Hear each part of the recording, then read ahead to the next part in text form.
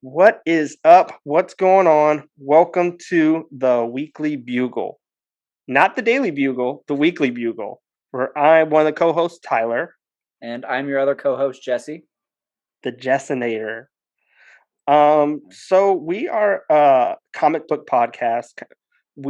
I think we're mostly going to cover the MCU because the DECU doesn't really exist other than the Snyder Cut. I'm sure we'll touch on both, but yeah, Yeah, primarily we're planning on discussing the MCU, starting, as you can see, with the Disney Plus shows, and then if theaters finally open and Disney starts releasing movies again, then yeah, we'll start touching on Black Widow, Eternal, Shang-Chi, all of that good stuff. oh, I'll definitely be in the theater to go see Black Widow. Yeah, I'll risk the COVID. I'm there. I You want know, to see some I I Taskmaster. would wear 3 masks to go see Taskmaster. Do you think But he'll? We'll what talk about Taskmaster maybe a little bit later. what if But he has a special appearance in this TV series? what I was gonna ask, I wouldn't be Oh, surprised. I think he kind of fits the thing, but maybe we should get into that as we get going. yeah, Because yeah, today we are starting with episode 1 of Falcon and the Winter Soldier. And this show was initially supposed to be the first Disney Plus show, but as we alluded to, COVID kind of botched that, and we ended up getting WandaVision first, which was was, amazing. yeah, I agree. It was absolutely phenomenal. But this should probably take on a different tone, more akin to, I would say so far, it kind of feels like Captain America Winter Soldier, which I think we kind Yes, of probably assumed that it would, since that is where Falcon and Winter Soldier primarily from. So yeah, political action thriller, more realistic based, I guess. yeah. So the first episode's called New World Order, and just to kick it off, it starts off with Falcon ironing. I know this is super small, but I wanted to know, Jesse, did you think that was a callback to Iron Man? I thought it. I was like, should I bring that up, or is that just a weird thing? I don't know. I think it's just setting up, like kind of alluding to the mystery of what's he, preparing for, because it starts with him just doing regular day ironing, Yeah. and then the camera kind of pans over to the shield, and last we saw Falcon was old man Steve passing on the shield Yep. to him. And we even get the voiceover of the Chris Evans old man Cap. Saying this is yours now. But so something that I wanted to know, and this is very small as well. Do you think that that scene took place before the mission, or do you think he boxed up the shield, went to mission, and then flew back to DC? That's a good question. I actually never thought about the continuity between that, because the show will bounce back and forth between those two. I personally took it to be the mission before and then maybe after. Was Yeah. that, because then how does, because then he goes to Louisiana after he like gives up the shield, to the Hmm. Smithsonian. So do you agree with that? Is that kind of how you're picturing the Yeah. continuity? I pictured I kind of pictured it. It was in order of how we saw it because he boxed it up, went to he didn't box it, he put it like in a sleeve. But then Right. he went to where did he I don't know where he was. I just know he It couldn't go into like was, Turkey or something. Do you, yeah, do you I don't know that it's said. I know later he's in Tunisia with Torres when yeah. they're like drinking and he's repairing. I'm sure they say it. I didn't put it down in my Yeah, notes I didn't though. catch it either. So sorry for our audience. But I do think that, after because he made a little comment saying like I got to go back to Washington. But I don't know if the mission took place and then, he went to Washington, did his little ironing and then dropped the shield off of the Smithsonian. And I don't even know if we're like focusing on this and it's something that's like super small and minute and we just don't have to like think about Probably. This is probably something we weren't supposed to focus on. it. But it And is real- interesting. I didn't think about it. But yeah, I think, do you want to talk about that next scene since we're kind of on it the anyway? action scene that Yeah. the action scene was a lot better than I thought it was. It did kick off with Sam jumping out of the plane, which felt like a callback to the Winter Soldier, where Steve jumped out of the plane, and the guy's like, "Did he wear a parachute?" And he's like, "No, I don't think he was." Do you remember that scene? Yeah, I remember that scene. I also thought of it as I think it was Iron Man 2. He kind of jumps out the back with his arms out. I Oh believe, yeah, he like right does. before the Stark Expo, Wow, if he I'm jumps out of a remembering plane a correctly. lot. Yeah, so there's a lot of plane jumping. I guess there's also Edward Norton jumping out of the plane. I don't. Did he go back first? I think Did he he, did. I don't. Edward Norton in the Incredible Hulk movie did he go? when he jumped out of the plane. Remember, because they make a joke on it in Thor Ragnarok, because they think, oh, maybe he can't turn into the Hulk, and Oh he just yeah, well jumps and he that was in crashes into the ground. Ragnarok, and he just like smashed. And actually, I think I think he crashed too in the Incredible Hulk. I don't think he. Yeah, and then he turned into the Hulk. Yeah, Yeah, Ragnarok was making a joke on Edward Norton's I never version. got that until just now. Oh, really? Yeah. I Yeah, was trying to he's remember how he felt. I think it was arms crossed, almost like a yes, Wakanda Forever. But yeah. R.I.P. Boswick. so yeah, a lot of plane jumping, I guess, in the Yeah, MCU. But yeah. So the whole premise behind this mission is a little bit. It was tough to follow, and I think there may be some reasons for that. I hypothesize, but basically, it seems that the U.S. government is tasking Falcon to go after this LAF villain group who were attempting to hijack a plane, and Falcon needs to get to them before they cross, the country's lines. At which point, I guess Falcon can't do anything, or it's terrorism, yeah. something along those lines. I did find it odd that they would only let him go. I don't. It just seems weird. We'll talk about like how the government is with Falcon probably towards the end of this episode. But I don't know. Did you get any weird vibes from this? It just seems weird to throw almost like Falcon to the wolves on like this pointless mission where they're just Oh, getting a pilot back. at the beginning, I thought maybe uh, he's doing like special ops kind of work, for like Shield or Sword or whoever they want to call themselves right now. But I think he's actually doing it for the Air Force, not even for like a secret government I think organization. so. Yeah. But uh, I thought like maybe in because Cap brought him back into the fight. I thought maybe he just kind of stayed there. He didn't like leave once Cap passed, or I don't know if he's dead for sure. Actually, they do mention that he's dead, but I don't think they do. because he kept using Steve as a like in a third pretense, like was like you know. Oh, So I I just guess figured he was so. dead. But like Torres even asked later, like, "Oh, I heard Cap's on the moon now." We Yeah, never see a funeral. We never. People seem to allude like, "Hey, Falcon, where is he?" I feel like if Cap was dead, Falcon could just be like, "Yeah, he he passed" or passed. whatever. Yeah, There's no no, you conspiracy. might be right as well. I don't know though. I just figured he did pass, but so I just figured he stayed in the fight and he was helping different people. Like, well, he's helping the Air Force right now and he's fighting, and I just thought that's what he was doing. So I didn't think anything of it. I didn't think it was weird that he was saving somebody. I just figured technically he's still an Avenger and that's what Avengers do. They help people that are in need. I might just be on the wrong. I mean, I could be, yeah, just following the wrong trail, just based on the government and how they kind of Hmm. treat Falcon throughout this. But it just the scene itself, maybe it was just meant to be a cool action scene to kind of set things going. The other thing that made me feel a little bit weird is we get the introduction of Batroc the Leaper, and we'll The of course discuss reintroduction. the reintroduction. Yeah, but you remember in Winter Soldier, Batroc was introduced, and it turned out that Fury hired him to kind of do like Yeah. some weird, internal thing for Shield. So I was like, okay, well, it could be kind of a callback to that if maybe there's some sort of, maybe it's not just a straight villain heist. Maybe there could be more behind it if Batroc is like the go-to, you Like know, serial villain. like government conspiracy villain. Yeah, I don't. That's actually something I didn't think about. That'd be It's kind of funny. Like, hey, we need somebody. Well, Bell tracks over there.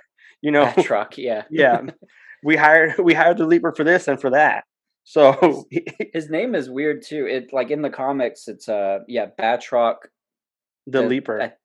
But I don't think it's Leaper. I think it's like the Leaper. I think it's supposed to be like Batroc de la Paire, Yeah, but because he's you kind of see French. it like the Leaper. Yeah, because he's French, Which so it's I think JCP, yeah, JCP, Jason Pierre, the actor. I think oh he's George St. actually Pierre. Yeah. I think he's actually French. Oh, okay, that would make sense if yeah So him I he would think fit that's that why role. it works so well. Yeah, he's the actor's a UFC fighter, I believe. Yeah, and the character is they No, call him the Leaper. it is the Leaper, not the Leaper. It's supposed It's to be like pronounced like de la Paire or something, isn't it? yeah, he might say that like his French accent. I looked it up. I fact Okay, checked us. okay, but yeah, he's French, and then his whole kind of shtick is that yeah, the leaper, he's all about his legs, so that's why you see him doing a Mhm. lot of powerful kicks in the show and even in Captain America Winter Soldier. That's like his thing. You don't want to get kicked by Batroc or you're probably going to get wiped out. So, pretty good fight scene overall though between him and Falcon. So one thing I wanted to bring up, the guy who Sam saves, do you know who that was? Mm-mm. I don't No. either. And it just like Oh, it literally dawned on me before, like I wish I would have thought about this before. Did he save the soon to be US agent, the soon to be new Captain America?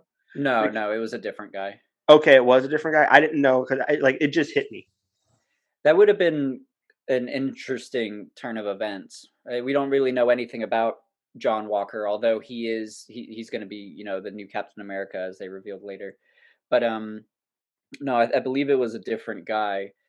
But he is John Walker is military as well. But I'm assuming next episode is when we'll learn a lot more about him. But from what I can see on both watches, I didn't recognize the Yeah, I guy didn't that was either. saved. So, but So another thing, my next thing in my notes is did Sam's wings get an update? Because they like the way they were moving. I don't think we've seen how they move before because usually when we've seen his wings before, they're just kind of flat, like straight out, but his wings kind of went back a little bit. And we've seen before, like in Civil War, where his wings act as a shield. But the way his wings moved, I feel like his wings got an upgrade. I feel like it's super small, but it's something that's like kind of cool that his wings, that even though Stark isn't around anymore, his wings are still getting upgraded. yeah, he definitely got some improvements. Yeah, the shield, or yeah, using the wings as a shield. Red Wing seems much more Much, advanced now. yes, Red Wing can hold his own. He's like blasting rockets right. and He cut a door open in the plane. yeah, yeah, he almost is like a little mini Iron Man. So, yeah, Red Wing, I'm noticing Falcon. Yeah, I don't know that we've seen. We're get at the very least we're getting much more in depth on his tech, Yes. since we now know Stark is dead, but I believe Stark Enterprises is still running, presumably under Mhm. Pepper. So maybe they're still doing Financing some Avengers. tweaks for Hmm. Falcon. We've seen Falcon later working on Red Wing and repairing him, but I don't know that I see Falcon as I don't think somebody he who was can work. like advance his. I don't think he was working on Red Wing. I think he was working on his the jetpack part of his wings because they got shot. Remember? That's what I thought too at Because Red first, but Wing when was he sitting was in the bag. okay, well maybe I don't know, but I just know because when Torres tries to help Hmm. repair it, he's like every time he referred to like what he's working on as like a hymn, like as if it's Red Wing. So Oh, okay. Maybe you're right. that's why I took it. We didn't really get a good look, and it was so small. It could have been the thrusters. Yeah. I couldn't get a good look, Um, but either way, Going back a little, 'cause I think we jumped ahead, but something I wanted to talk about. I like the fight scene a lot with Sam and the people that he was fighting, just because it was more of a realistic kind of fight scene. Because when Cap jumps in there, like starts a fight, he's so overpowering and stronger than everybody else, and this kind of humanized Sam because he doesn't have the brute strength of the super soldier serum that Steve did. Sam has to use like his wit, his actual strength, outsmarting as well as like countering attacks and just the tech of his suit to help him win these fights. But he did show like he can be that lead hero because he took on like five people to yeah. start off with. So I think that scene was a lot cooler than than as you're just watching it. If you actually kind of break it down and think about it. Absolutely agree. I was, yeah, really impressed with the fight choreography here and just the way it was filmed too, because we've seen films like maybe Batman Begins, for example, or I can't remember if Captain America 1 was like it, but sometimes fight scenes they do a lot of really quick cuts, very zoomed in because they're not as confident on the choreography and they just, kind of try to hide it that way.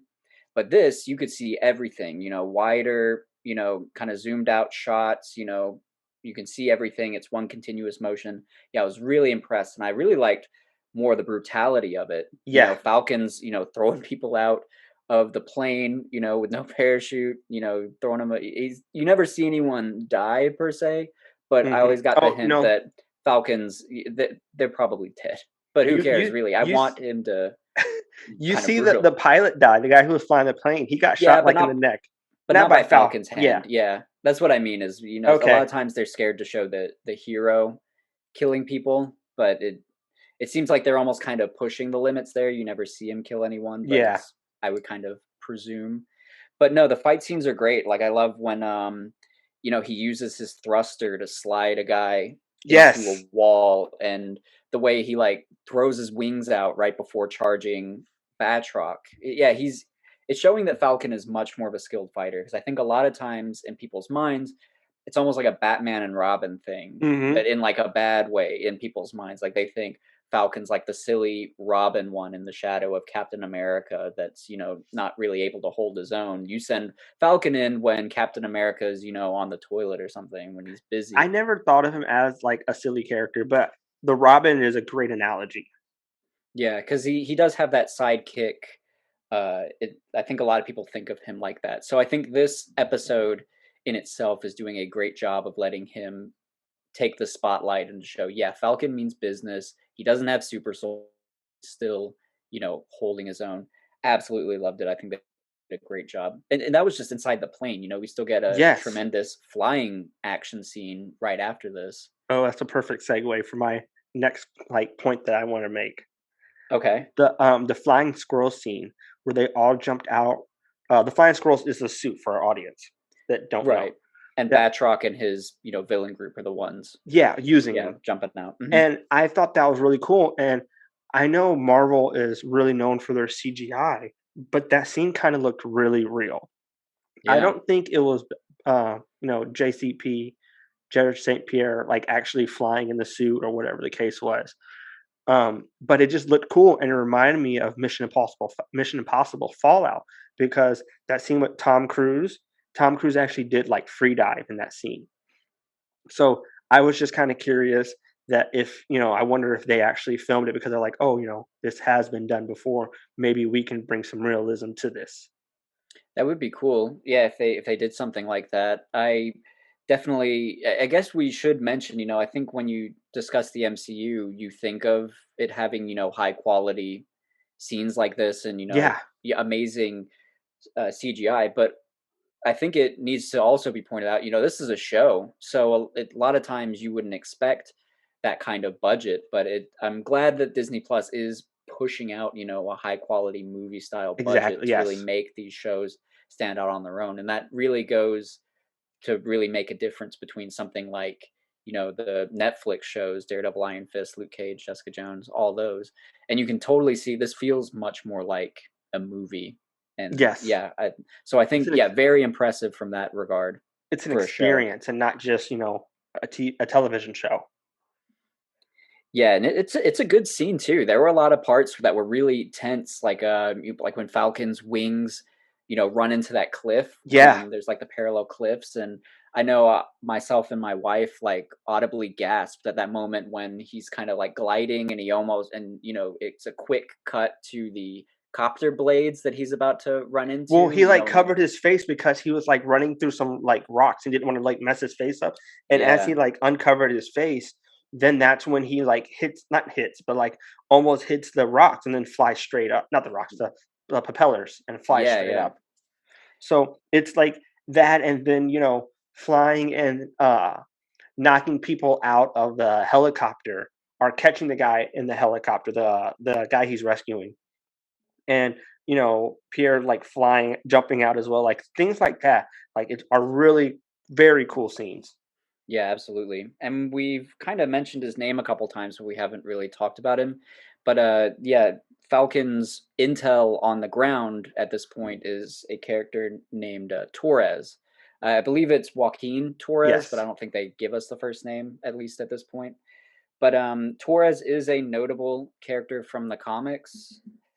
He actually becomes a Falcon in his own right. So definitely keep an eye out on this character. It seems like they are giving him ample screen time and kind of making him.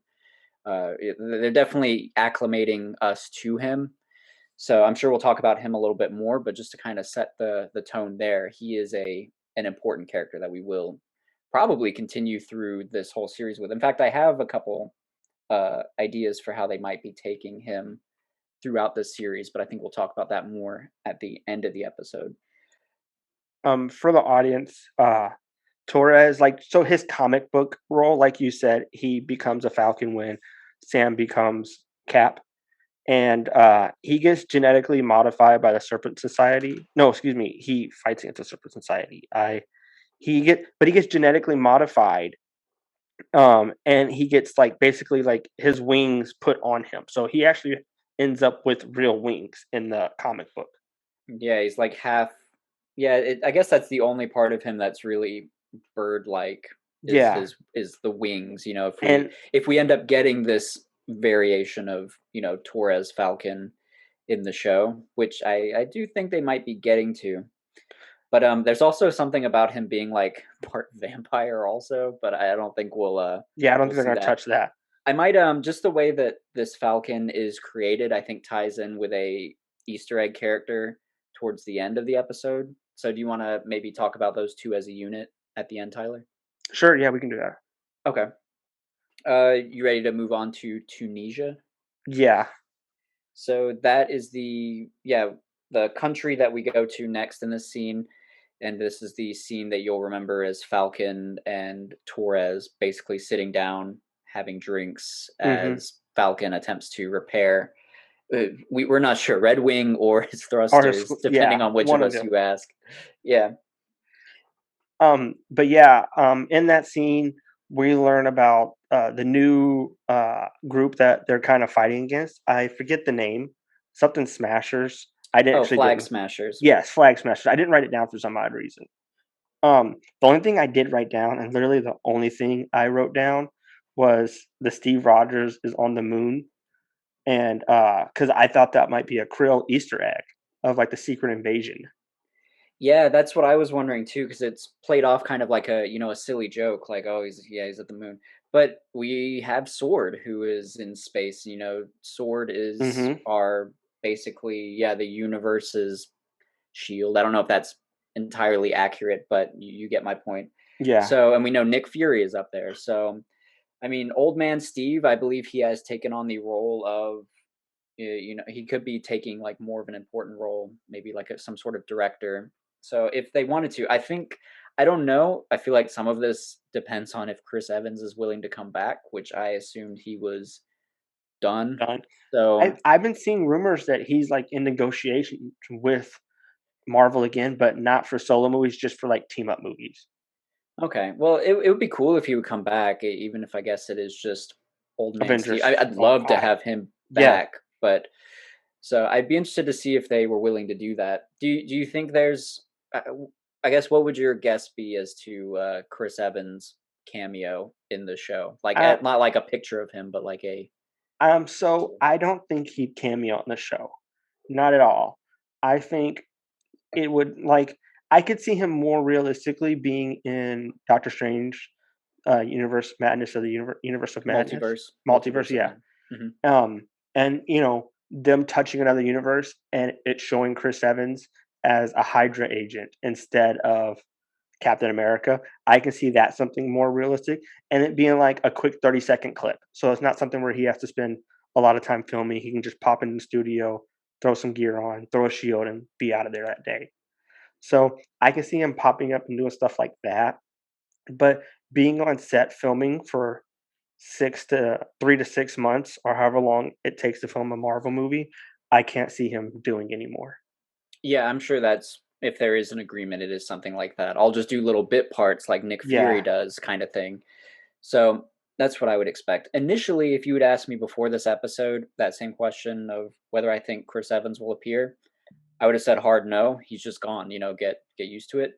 But I don't know this moon tease. They're not saying he's dead. It's Yes. like leaving the door open. I don't know if that's a hey, maybe one day we can get Chris Evans back, or if And it's more of a, maybe they know something we don't. I and don't know. another thing is, we did as fans, we didn't work, but we followed this storyline, and a lot of people are invested so much into the storyline of he never got the dance, he never got to live his life, he was frozen for 70 years, and it gave him that ending that we all wanted, and then for them to kind of bring it back and to bring Chris Evans the character back kind of like spits on that entire like great storyline that they've already established. And it's like, oh well, he still didn't get his ending because that was it Kree? It's What Kree. do you mean? The Kree would be the one who like shapeshift. Oh, the scrolls. The scrolls, yeah, scrolls, because the scrolls, are are actually him. So the scroll got the ending, and not the actual Steve Rogers. You know what I'm saying? Like, I don't think that is the way to go. So here's how I have been envisioning it, because I was thinking the same thing after I watched Falcon and Winter Soldier. So we know that, so the Russo brothers, the directors of Avengers Infinity War and Endgame, as well as others, they've stated that the way that they mentally pictured uh Captain America's, time travel thing was that we know he left our universe, let's call it, to go to a different timeline with Peggy. And then they were saying in order to give the shield to Falcon, he would have had to have, you know, come back to our timeline, did another time travel to give him that, because they would have been in two branch realities. I guess I should be Yeah, referring to them as realities. So the Russo brothers are suggesting that Cap had to come back to our reality to do that. And I was thinking, okay, well, maybe he could just return back, or who knows. But if my theory while we're on Old Man Cap is that maybe we know Peggy died, during the events of our timeline in before Civil War. Endgame and all that. Yeah, in Civil War. So maybe her lifespan follows the same, you know, time frame in this new reality that Captain America is now in with Peggy. So presumably maybe she's died around that time of Civil War, and at that point maybe he decides to our reality, since Peggy's no longer there, and maybe help us out and finish things off. I don't know. But because I was thinking there's no way he would leave Peggy. So, Yeah, but maybe if she's dead, I don't know. I guess there's always the question of did they have kids, yeah. something like that. If she's dead, are he, because they'd want to get Cap at like his prime fighting time, and like I think Civil War was because after Infinity War he took years off. I mean, he was still a badass soldier, but I Mhm. think they'd want him in that prime, you know, of being that prime soldier. He might just be calling the shots. I mean, he might just be old man Cap, kind of in a Nick Fury type role. I mean, he is a strategist. He would be a great mind to have on a team. And That's I true. wonder, when I think about it, the timeline that Steve goes to, the timeline where he's with Peggy, I have to imagine there's a Steve Rogers there too. Steve Rogers Still exists in frozen. that. So there's probably two Steves in that Yeah. period. So if our timeline Steve were to return, I mean, his timeline still has Captain America in it. So presumably, this is how I'm kind of trying to rationalize it in my head. It's confusing as hell. But Yeah. if I guess if they wanted to introduce it, I think there are ways to bring him around, and yeah, he could be sticking around for in that regard. But yeah, I don't know. I think the chances are slim, but I think Slim. they're available. I agree. Let's jump back to the episode. Yes. Yeah, because we got we got off on a little tangent. Yeah, I want to talk about it at some point, but since we were on the topic anyway. But No, makes sense. Were you done with the whole scene? I had a couple things on this Yeah. scene in Tunisia. So I know I'm the one that's going into this government conspiracy thing, Oh, but you're this that line guy. stood out to me again because Falcon, when Torres tries to touch the tech, Red Wing, Yeah. thrusters, whatever, Falcon mentions, he's like, yeah, whenever Ops touches it, he gets all glitchy. I think that was the line that I was referring to, because he refers to it as he. So, Yeah. and so, which made me wonder, it could just be like a fun line, like, okay, they don't know what they're doing, but could they be tampering with it in some regard? Could they be tampering with Falcon's Oh, with tech? this stuff? And he Yeah. keeps having to like rework it, maybe, setting him up to fail in some regard, as might be alluded to. It could just be one of these things. I mean, that may be the purpose. I go back and forth because there is the idea of I don't. WandaVision had a lot of red herrings in it. I Mhm. would say. So maybe they're doing something here too. It could just be sowing the seeds of doubt. Maybe they want me or other fans Definitely you. like-minded, yeah, Yeah. like me, to kind of be suspicious of the government. Maybe there's nothing there, maybe there is, but to be in Falcon's mind, if there are doubts about who we can trust, this could be kind of sowing that. But I don't know. It just seemed like a another throwaway line potentially, just a dropped funny line. But maybe there's a little bit more meaning to it. Where like if we came to rewatch episode 1 again after seeing all 6 episodes, maybe it would have more meaning to it. But yeah, I don't know. It made me a little suspicious. Not that I think Torres is messing with it. I think Torres is totally fine. But I'm just Yes. thinking I trust government ops in Torres. general. I Yeah, think absolutely. I looked at that as a throwaway line, Mhm. as, like, as kinda like, "Don't touch my shit" kinda line. Yeah. That's how I viewed it. I didn't look at it as, like, conspiracy and all that. I didn't wanna go down that rabbit hole. Yeah, and it may not, but it does also show us that Torres, since he was, trying to help out with it, he does have an interest in, Falcon tech. He is already showing Yes. those signs of, Well, just being so antsy to be on it. he was also showing the interest in, like, in tech in general, saying, like, how he was on different web pages, like, in different blogs and Reddit posts or whatever. I don't think it was Reddit posts, but different posts saying, like, he was following the, Flag Smashers. So, he did show an interest, like, in tech in that type of way as well. Yeah, and I guess we should mention that a little bit because during this scene we do see Torres with his phone using AR or augmented reality to track the flag smashers. Using his phone, the Yeah. the augmented reality, he can find different logos, kind of suggesting almost like a trail of breadcrumbs or something alluding to this group, the flag smashers. I've seen some people say that they think that he's like live streaming during this. He's definitely not. He's not live streaming right Oh, now. during the He's attack? or not even during the attack, no, just, like, when he's at at this little cafe with Oh, Falcon, no. people are like, No. "Oh, yeah, he's live streaming a lot." Like, What is no, he no. like? World star. Yeah, he's not doing World Star. No, it's augmented reality, so yeah, hold your phone up and it'll reveal different things within the world that were kinda set up. So yeah, he's using this technology to find the Flag Smashers, which are another villain group in the comics, or at least there's a supervillain called Flag Smasher. Yes. He is a villain, not an organization. Right, right, exactly. So yeah, keep that in mind. So that is something that we will return to. Let's see. And I think that's all I have for this scene. So if you want to Yeah. continue on. So yeah, the next scene, it starts off with our boy Sam giving a speech on why the shield needs to essentially be retired. And it made me gave me the question of, does Sam think he's unworthy of the shield? And I thought unworthy was kind of a cool word or a cool way to look at it, because Mjolnir, you can become unworthy of that. Did I say it wrong? A little bit. You said it more like like Kat Dennings Darcy does, like meow meow in the Thor movie. Mjolnir. Yeah, I the think is the hammer, best I can do. Get it? Yeah, the hammer, Thor's hammer. Thor's hammer. Yeah, I think, and so I looked at, because Thor's hammer is like looked at such a great weapon, and so does Cap's shield. So I thought maybe that's how it is. I'm unworthy of the shield. What do you think? I think that's a great analogy comparing it to Thor's shield. I think they are symbolic. I mean, we know that Thor's hammer is enchanted to be for those who are worthy. And yeah, I think yeah, that's a great analogy because I think Falcon is looking at it. One, maybe it is such big shoes to fill to say, okay, yeah, I'm the new Captain America.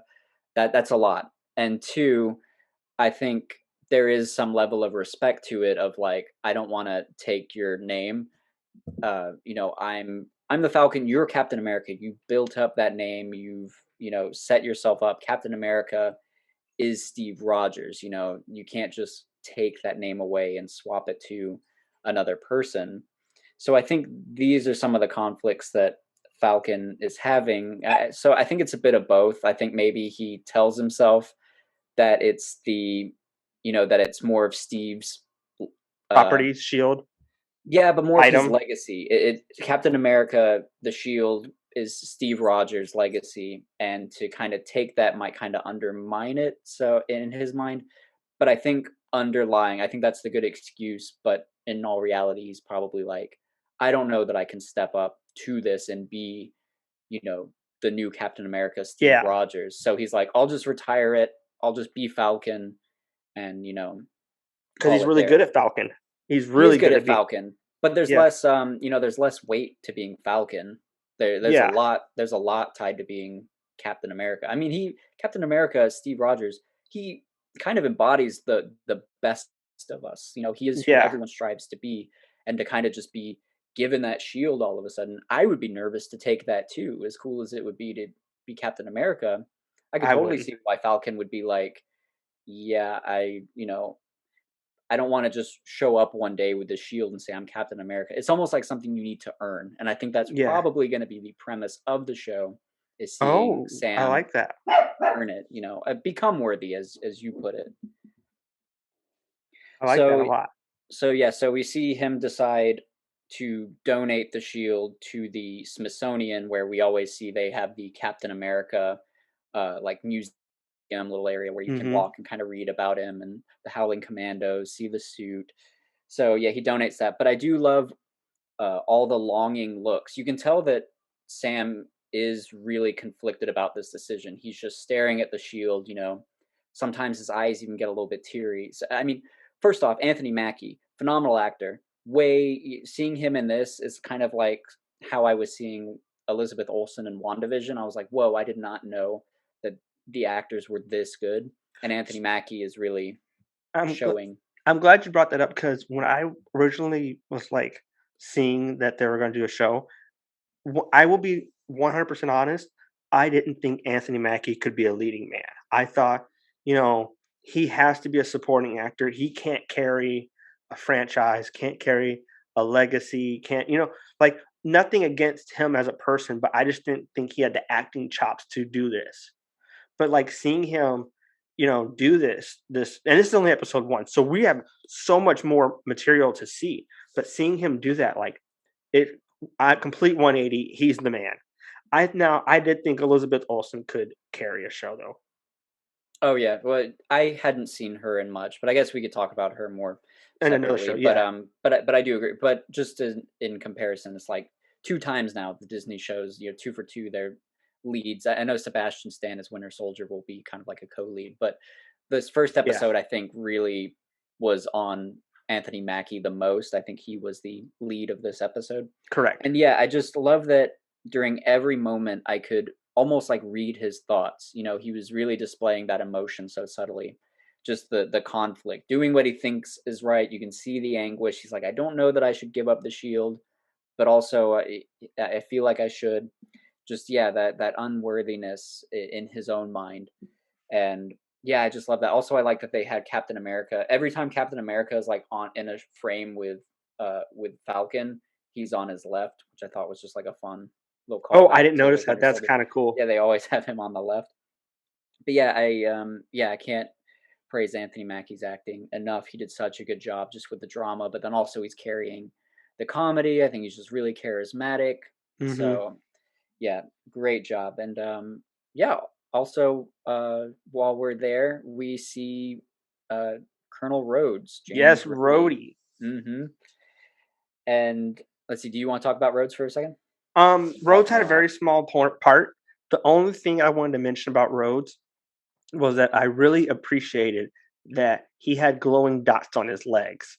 And that's just because in Civil War he broke his back and he had to like not learn how to walk, but because Stark gave him tech, but to show that he's still not completely healed. Like the continuity is amazing in that.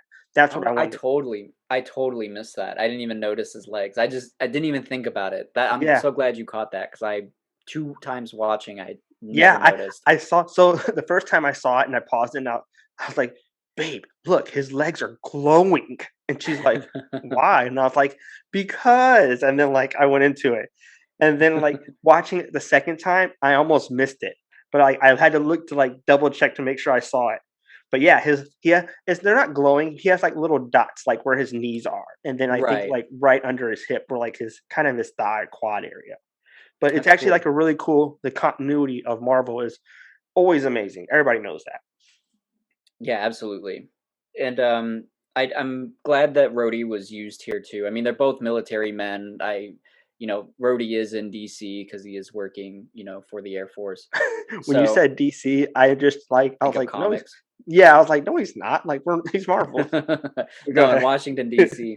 But they do it gives Falcon a good way to kind of express what he's thinking because Rhodey asks him to like take a walk and they talk kind of through the little Cap museum and Rhodey's kind of asking him, why didn't you take the shield? And we kind of get a little bit more insight into that. And basically what we talked about already, it seemed that You Sam is know just oh go ahead.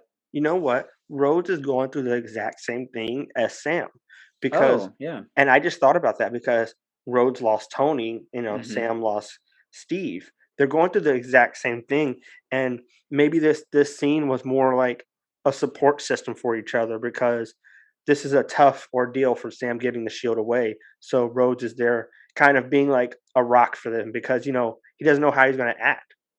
And I'm sure if, uh, they had to do something and Rhodes was like maybe giving an award to the Tony Stark Foundation or Pepper because Tony's not there.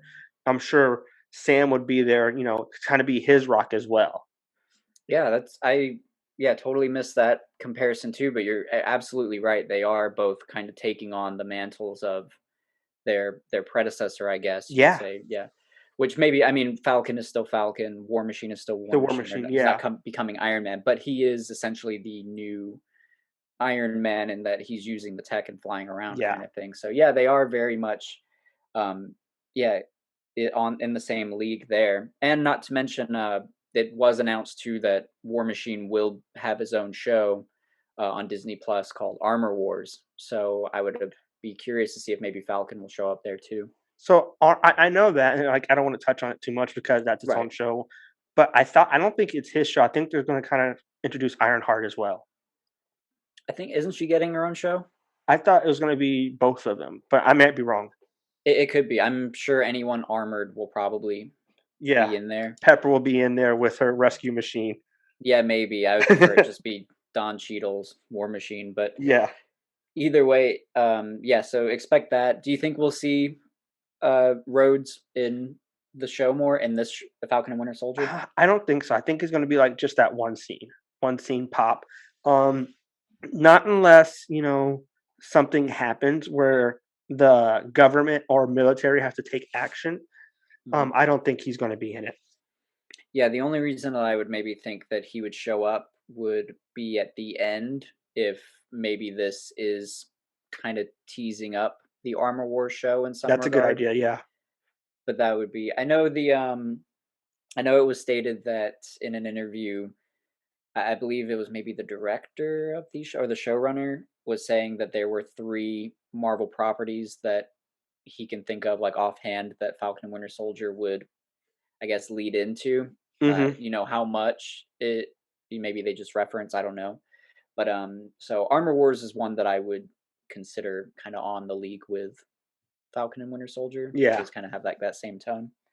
But yeah, I think this was a like you said a great dynamic between the two of them, just and a good entry point into Falcon's mind. Even though I think Anthony Mackie's acting was giving me that anyway. Yeah. But Next, let's see. Oh, go anything ahead. else? Anything else on the next scene? No, we can move on to Winter Soldier. Ooh, finally, the man, the myth, the Winter Soldier. It's actually kind of cool because he is a myth. He is, Um, yes. so the first thing I noticed when so Winter Soldiers, they're like assassinating somebody.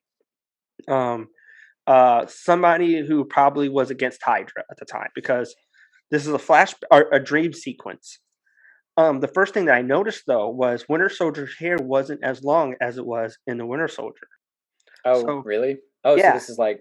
I This guess is before we were introduced to him, his hair hadn't grown out as long. exactly, yeah. So this is like, so my idea was like maybe Steve was still on ice because in Oh. Winter Soldier, the second movie, it's like down to like his shoulder, but on Mhm. this one, it's just near the jawline.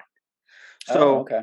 I thought maybe this was just before Steve was, defrosted, and I thought that might be like a little cool like Easter egg that not everybody caught.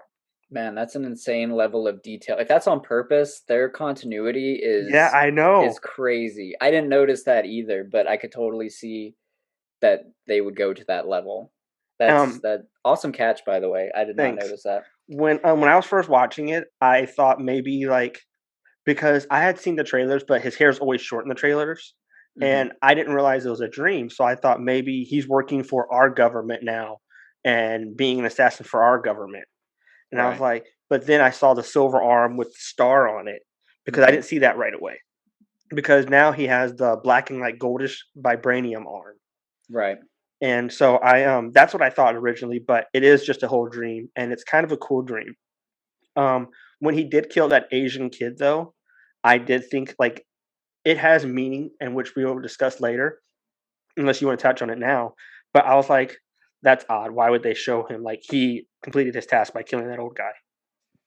Yeah, yeah, I love this scene a lot. Just in it seems so inconspicuous or normal at first because it's just, a few coworkers returning to their hotel, saying, "Oh, I'll see you tonight." And it's just kind of panning around, and then all of a sudden that arm busts through the wall, like absolutely terrifying. Just seeing the Winter Soldier come out, and yeah, the first my first instinct was, "Oh, he's got the long hair and the star. Like this is weird," and it kind of dawned on me, "Oh, this is a flashback." You mentioned a dream sequence. It's both. It's a flashback and a Yeah. dream. It's kind of like a memory. Um, and yeah, just the brutality of not only just him, hunting down whoever this, opposing faction is, but then also to run across this kid who really is non-essential. But you remember Black Widow talking about the Winter Soldier in the Winter Soldier movie, and she was like, "Yeah, he's like you said, he really is just like a legend or a myth. Nobody really sees him." So if he is trying to, remain very inconspicuous and, under the radar, then he probably is shooting the witnesses. But If he's um, if he's trying to remain on the radar, he wouldn't leave big ass holes in walls. I guess that's true. But you could really come in and say, "Oh, it was probably just another rival gang or something." Yeah, no, no, I know. It could be those, cliche scenes where there's no way one guy could do this. One of Yeah, those kind of things. and So my man's threw knives like it was his job. Did you see how many knives he threw? He oh, threw like 3 knives at once and killed 3 people. I mean, the fight scenes are so good because these weren't quick cuts. I mean, he kind of like jumps in. It Yes. wasn't one continuous shot, but it was, very, very well done. Yeah, I'm really impressed with the fight scenes, and that's a lot of fight scenes just for one episode too. You figure even in like Daredevil, sometimes you Yeah. go, I guess we'll see in episode 2, maybe it'll be no fight scenes, hopefully not, Yeah. but very action oriented this Don't first jinx episode. us. Yeah, but I guess you got to showcase Falcon and Winter Soldier. This is when Winter Soldier is kind of getting his spotlight now. Yeah. But yeah, he does kill that kid at the end, and that's what is haunting Bucky, or one of, which I think is also a great callback because you remember in Captain America: Civil War, when Iron Man is asking Bucky, "Hey, do you remember killing my mom or whatever?" And he's saying, "I I remember remember them all. all," Yeah. and it's bringing that back. And I'm glad that I think a lot of shows would veer away from it. They would be like, Winter Soldier's a good guy now. He's pardoned. Everything's fine. Let's just forget about how like bad he was. Where this show, these showrunners and writers, they're gonna put us in there. They're gonna make Bucky face this, and we're gonna make us as the audience face all these, awful things that he did as well, instead of just ignoring them. So Well, it's like a form of PTSD if you think about it, and we're reliving this PTSD with him. Like yeah, all he like you just said, he remembered all of them, and so he has every day when he closes his eyes, he probably sees their faces. So we're going through this experience of having to suffer along with him, yeah. which is a whole like a lot deeper than what you think about. Yeah, and I'm really glad they're doing that, which I guess takes us into the next scene where we're with Bucky and his therapist.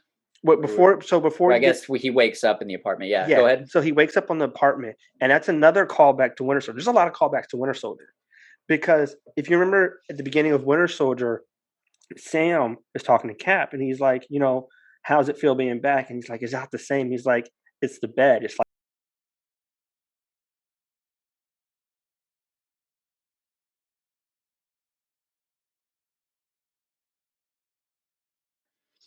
I Yeah, don't you're did you absolutely catch right. that? Yeah, I did. I forgot all about that until you brought it up. Yeah, yeah, definitely but that was a conversation between Falcon and Cap, which is yeah, and then And Bucky then is but now Bucky's living doing it the though. same thing. Yeah. Yeah, yeah. So I did think that was a really cool, yeah, callback as well. I'm glad that they are throwing in all of these references too. It Yeah, really there's a feels like lot. a cohesive unit. But But I next guess is the whole, therapist shrink scene, which I thought was really cool because to our US government pardoned Bucky.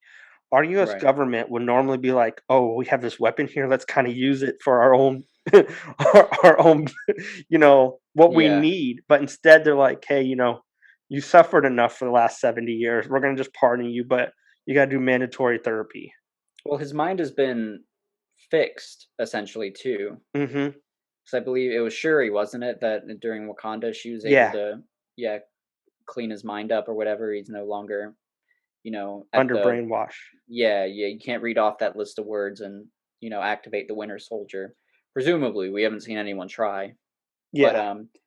yeah. So that's probably why he's got the government pardon and all that. And they probably feel bad for like hunting him when it wasn't really him; it was Zemo in Mhm. Civil War or whatever. But yeah, so yeah, it is mentioned that he got a government pardon, but as a condition of that pardon, he has to see a therapist who's helping him to work through all of this trauma. And then we're basically learning what that entails, and we got the three steps to Bucky. And yeah, he's got, I guess first off, he's got that list of all these different names of the people that he's got to run through. Did you pause it on the list? I did. I noticed one name in particular that was very interesting. Zemo? Yeah, yeah, Zemo. I mean, we knew he was coming into the Yeah. show, but it's fun to see him on the list, and I'm really eager to see that confrontation play out. There was another person that was on the list that I saw a video on, um, but it didn't have a person that I thought we should touch. It was like the Red Guardian or the Red Hero or something like that. It was like no, a Red General. He was a general that Oh, but, I didn't think anything about it, and I just kinda kept going. yeah, I think I saw something on that too. There may have been a couple Easter eggs in there, but Yeah. they weren't noteworthy to I just the thought future Zemo of the was the story. biggest one that was like, Yeah, "Oh, that's interesting." I agree. Zemo's the one that will play the biggest factor, and they're the next name on the list that we'll get to in Mhm. a moment as well. But yeah, so the three steps for Bucky: don't break any laws, and nobody can get hurt is rule number two. And yeah, a third part he has to say, "I'm no longer the Winter Soldier. I'm Bucky Barnes, and you're part of my effort to make amends."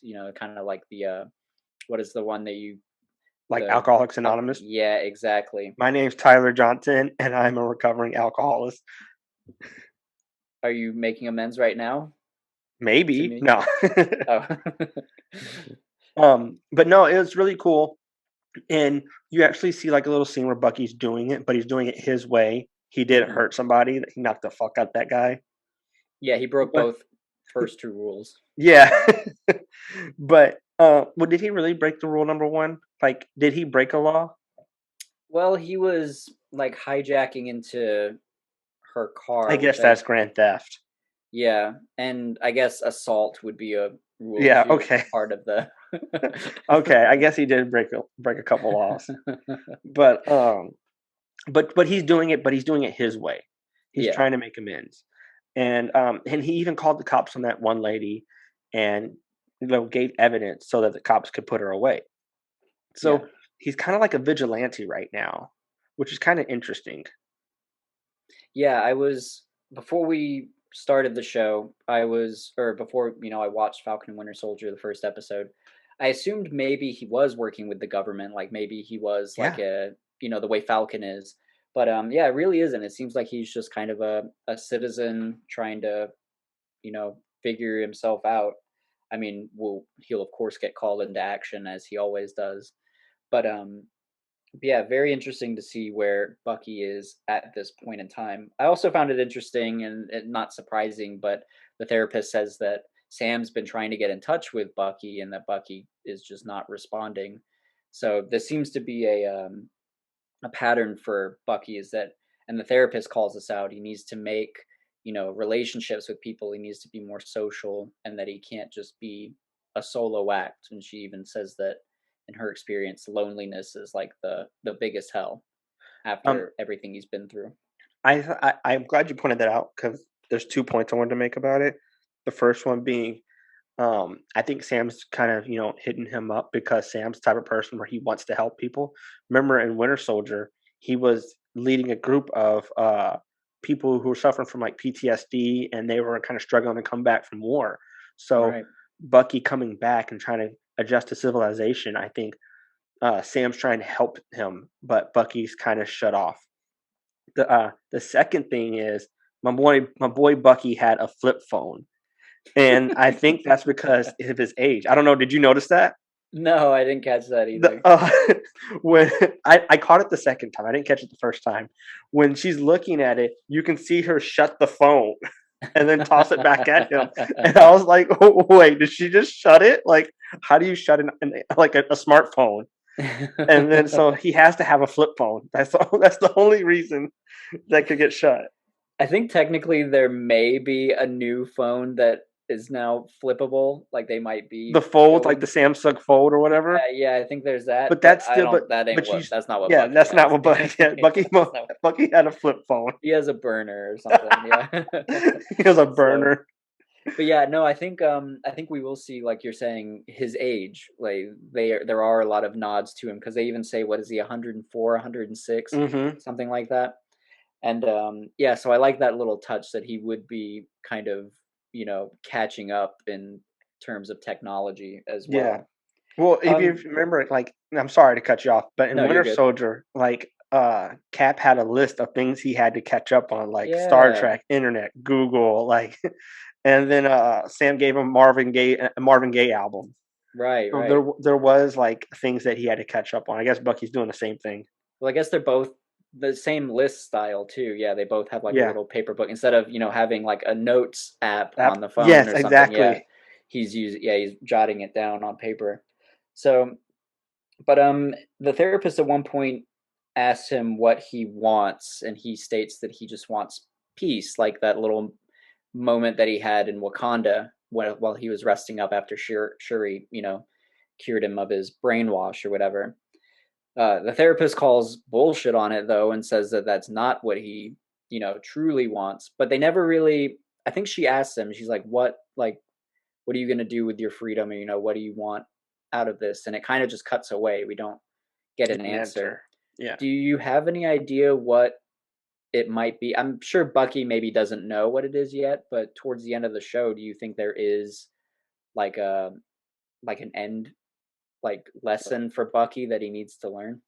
I don't know about what he needs to learn, but what I want to answer is I think what he wants. The answer to that question, what does he want, now that he's pardoned? I think he wants to do like not essentially do good, but I think he wants to be a part of something that's like bigger than him because that's what he joined the army for. He joined the army to be a part of something that's bigger than him. Mhm. He essentially became like he's like an he I mean, I'm gonna call him an Avenger. He's not technically an Avenger, but like because it's a part of him. Um, you know, I think that's what he's longing for. I think he's longing for, cohesiveness, something to like a relationship because even when he went on the date, which we'll like touch on, he wasn't really feeling it. I think he's looking for something. He's longing for a relationship or and I'm not even talking about like a relationship with like a significant other. It could be a friendship or something. Right. He just needs somebody. Yeah, that's pretty much the what I assumed as well is that it seems to be suggesting that he needs to, yeah, build relationships, find people that he can talk to. I think he I think he said peace. He probably wants peace of mind to no longer wake up in the middle of the night remembering about when he was the Winter Soldier and all those Mhm.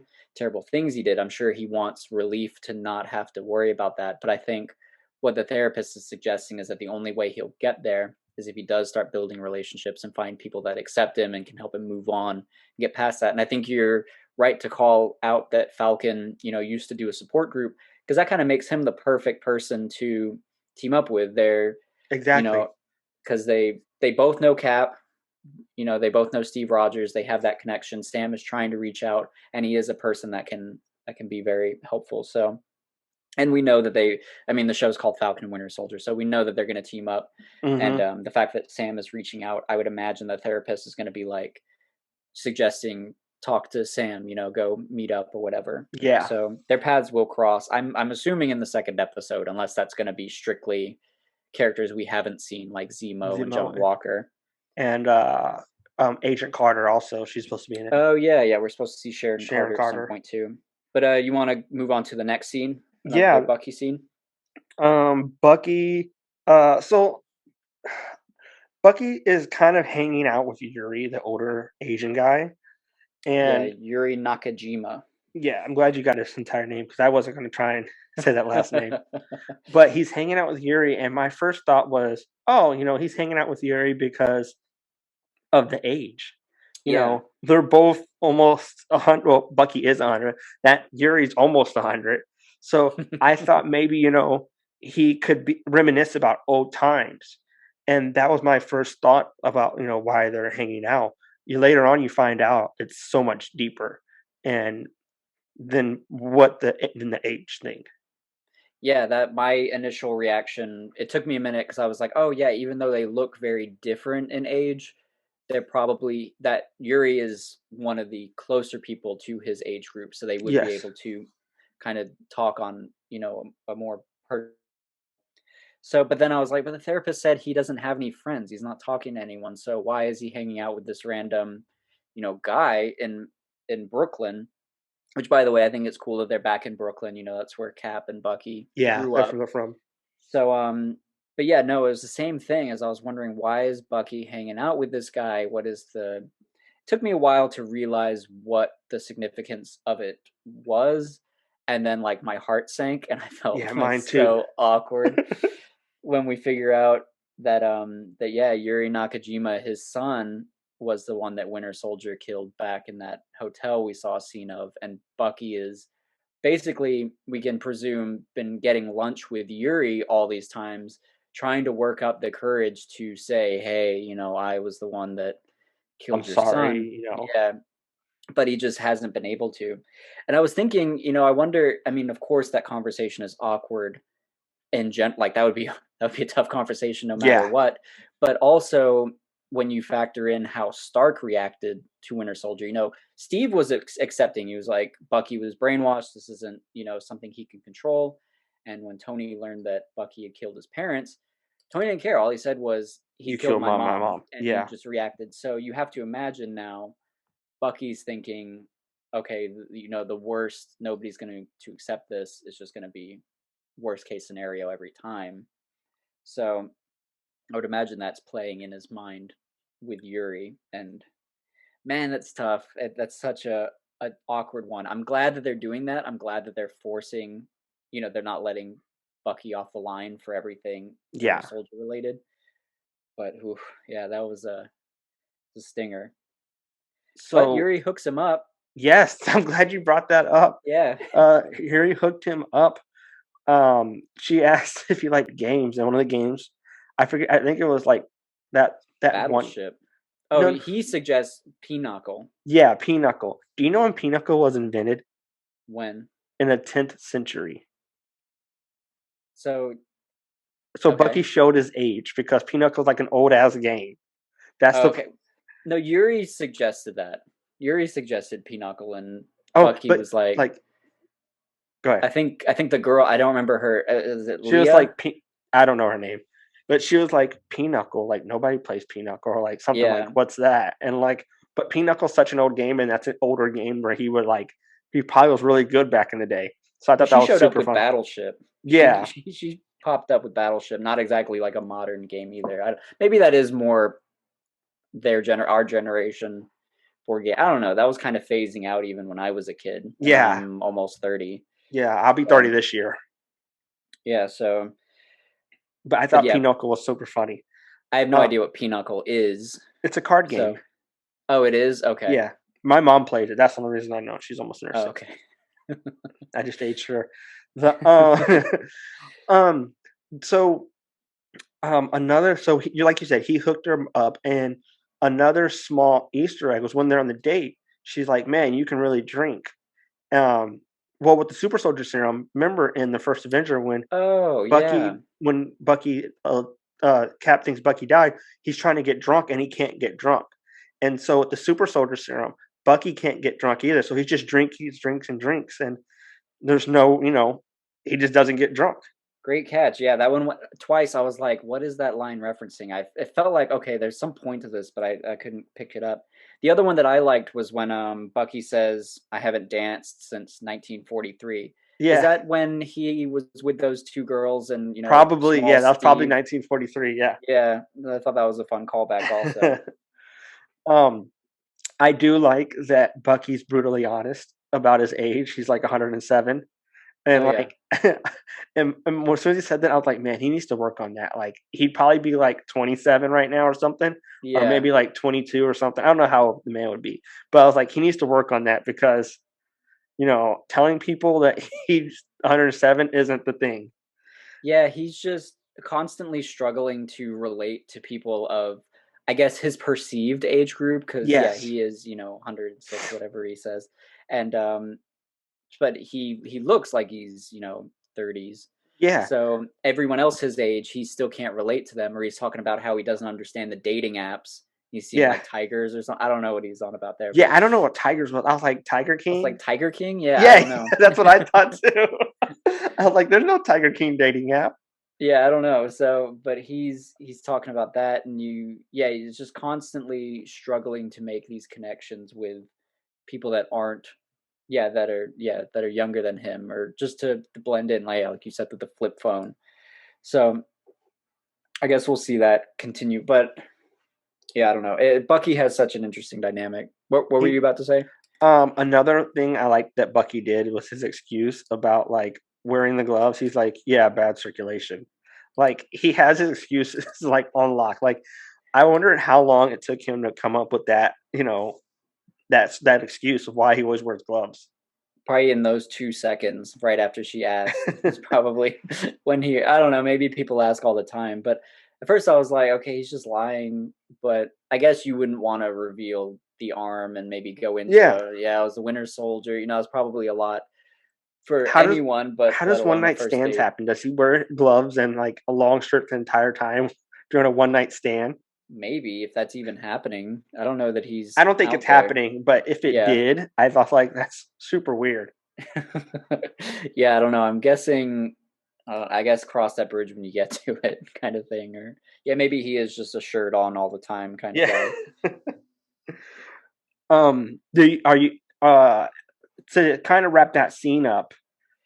She's the date. I don't know her name, but I think it's Leah. Leah I think I might be wrong. Leah starts talking about how Yuri really misses his son, and and all this stuff, Hmm. and he just kind of Bucky just abruptly ends the conversation, just leaves. He's like, I gotta go, I'll be back. He's like, I think he says I'll be right back too. Does he? I know he just says I have to go. I Okay, I can't have to remember go. if Yeah, he's maybe. I don't. I just know he just leaves abruptly. right. And I Um, don't think it was. I think it was just because like I was assuming like he's just been trying to build up the nerve, and I think all of that pressure of just her like kind of just throwing on all this weight of, yeah, it's so sad he lost his son, he's never been the same. Bucky's just like, all right, I'm just gonna go tell him now and just be done with this sort of thing. And I assume that he probably doesn't care as much about the date, one because he's not great with social connections, but two, he's probably thinking, as soon as I tell Yuri about this, I'm gonna have to leave. Nobody's gonna want me around. yeah. This Leah girl isn't gonna work out because she's not gonna accept me for it. So he's probably like, all of this is pointless. I just need to go get this done. But yeah, as we'll see, he still can't bring himself to it. I have one more point I wanted to make before we end this scene. Hmm. Um, when Bucky's playing Battleship. did you notice he kept like looking at around his surroundings, like kept looking, turning around, looking at her back, and like because he's so used to having to watch his back, people are out to kill him, that he's not like even sitting at a bar on a date, he's not 100% comfortable. He's constantly on guard.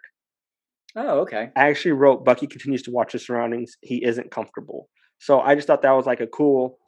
I don't even know if you want to call that continuity because it's just part of his character of not being able to relax, always on guard because he was assassin for 70 years. I just wrote it off as, he was just uncomfortable on the date, but I could totally see it as him just being extremely vigilant as well, Yeah, see, that's just how I constantly looked at it. watching. Yeah, it probably is a mix of both because I didn't Yeah, think he was comfortable there either. no, you're probably Um, right. yeah, and then just a couple other fun lines that she mentions that hit him, where he brings the flowers. She calls him old Old fashioned. fashioned, yeah, Yeah, and then she's like, "I'm reading your mind," sort of thing, and all the wrong things that you don't realize you're saying to Bucky, the man with yeah. the brainwash. But we did kind of skip over one scene, and that was in Delacroix, Louisiana, where Sam shows up to see his Yeah. family. So, do you want to take that one, Um, yeah, or I didn't. do you even have any notes on it? I don't. So the first time he went to visit his family, I literally didn't write any notes. Oh, So okay. go ahead, lead it. Yeah, I have a couple. So we can see you can see on the sign Wilson Family Seafood, and that's essentially his sister Sarah is running that. Um, and basically, it's alluding to Sam and Sarah. Both of their parents have died. I don't believe it's mentioned how they died. Did it? Or just that Um, they're dead? they're dead. But when I looked up Sarah, I did a little research on Sarah because you mentioned that you were going to do it. Yeah. The dad was both the dad was murdered by a gang, and this mom was murdered stopping a kidnapping. Yeah, yeah, I saw that too. So I don't know if that'll come into play at all. But yeah, I Yeah, I'm saw that not it sure wasn't either. just like a dying of old age or of an illness. It was Yeah. kind of like like criminal Mm-hmm. actions that they were taking. So, but basically, Sarah is a widow. She had a husband. I couldn't find anything on that in the comics, like as far as her husband. I think he had the last name Casper. So Yeah, it was I like just saw that she Casper. was a widow as well. I didn't But see anything else. I think it was just kind of it may have just been a dropped thing in the comics. Like, yeah, Yeah. she's it just kind of like in the show. Oh yeah, my husband died. So, but so Sarah is on her own with her two kids, I believe. I think it was just Yeah, two, those wasn't it? two boys. But a lot of the dynamic is going around. They have the parents had a boat, Hmm. and it's kind of like a memorable thing that Sam is holding on to, nostalgic, part of their memory. And Sarah's pressed for money. The business isn't doing all that well, and she's trying to make ends meet. And best she can do is maybe try to sell this boat that's falling apart anyway. But of course, Sam doesn't want that. So a lot of their dynamic right now is Sam convinces her to, try to rebuild the boat, take out a loan, kind of fix the business, and you maybe incorporate that boat into the business. I think is something he suggests. Yeah. So that's kind of where that's going. And eventually, I guess that pretty much. Well, we got another scene there. We'll talk about them and at the bank in a little bit, but Yeah. yeah, just kind of setting up the family scenario. But I think in like the trailers, it seems that Falcon will be hanging out in Louisiana a good bit with his family and not necessarily somewhere else. Yeah. But I guess you want to talk about Switzerland and Torres, that Yeah. scene. So on that scene, so it starts off actually where Sam is on the boat and he can't. So Sam, I don't think Sam can let the boat go. I just because he was working on the boat at the beginning of that scene, and then he gets a call to go, but to go see Torres. Um, and then I'm sorry, I'm trying to find my notes where I I wrote it. Yeah, I think you're a little bit ahead because we see Torres in Switzerland, and then later on we get that. Go ahead, you lead it then. I'm Okay, not my seeing it. bad. No, no, I you're just don't want good. to talk so much the whole time. Like I feel bad, but yeah. So the scene is in Switzerland. So we follow Torres, who's Got it. been tracking down the Flag Smashers, logo, and this brings him basically to where a robbery is about to take place or some sort of meetup. They're handing out the masks and all Yeah. that, and yeah, it just kind of happens all of a sudden like a flash mob. All of a sudden everybody stops doing their random things, and it's flag smasher time. But a guy bursts out the windows with 2 bags of, I believe it's money. He's Yeah, I popping think out of so the too. bank. But he does like the superhero landing, and we very quickly learn that this guy is enhanced in some way. He's basically. I think later Torres and Falcon are like, "Oh yeah, do you think it could be?" And then they just stop. I think the inference is that this could be a guy that is enhanced with super soldier somehow, like Captain America and Bucky. At least that's how I took it as far as his Hmm. powers. And I I did know too. we'll have I mean, I'm pretty clear or confident on where he got his powers from. Do you want to talk about that now, or do you kind of want to wait? I have no idea, so go ahead. Well, I think it's the power broker is what Oh, we're. I watched a video where it said it might be the power broker. So yeah, I guess we'll just kind of touch on it a little bit because we're talking about this enhanced guy, but or at least I'm assuming it's a guy. I couldn't see behind the mask, but Yeah. during the like the end, during the credits, and they kind of have like the animations with like the kind of like peeled paper and all that. One of them says the power broker is watching, and the power broker is a character from the comics who basically experiments on people in order to give them powers. And one of those things is, kind of an equivalent to super soldier in some regard. I guess you can kind of boil it down to that. But more importantly, and what ties in more to this is that in the comics, the power broker was the one who gave John Walker, U.S. agent, our new Captain America, his powers, his super strength, and basically kind of like a super soldier. And there's another character named Battlestar who's hypothesized to maybe be in this show as well, and he kind of goes through that same thing. So, and I believe, I guess we might as well talk about it now. But Torres, when he Hmm. becomes Falcon, that's under another, power broker experimentation. Although I don't think Torres signed up for it. I think he was He was kind of kidnapped. Yeah. he was kidnapped and then experimented on, and he ended up, with Falcon wings, basically, and other powers. But we'll maybe talk about that a little bit later. So this guy who I presume if we're, a group of flag smashers, I don't know, maybe this guy is the flag smasher, I don't know. Yeah, But maybe. he's enhanced, and I'm presuming that's where he got his abilities from, is the power broker who has yet to be introduced into the show. But I think we'll see a lot more super soldier people in here as well.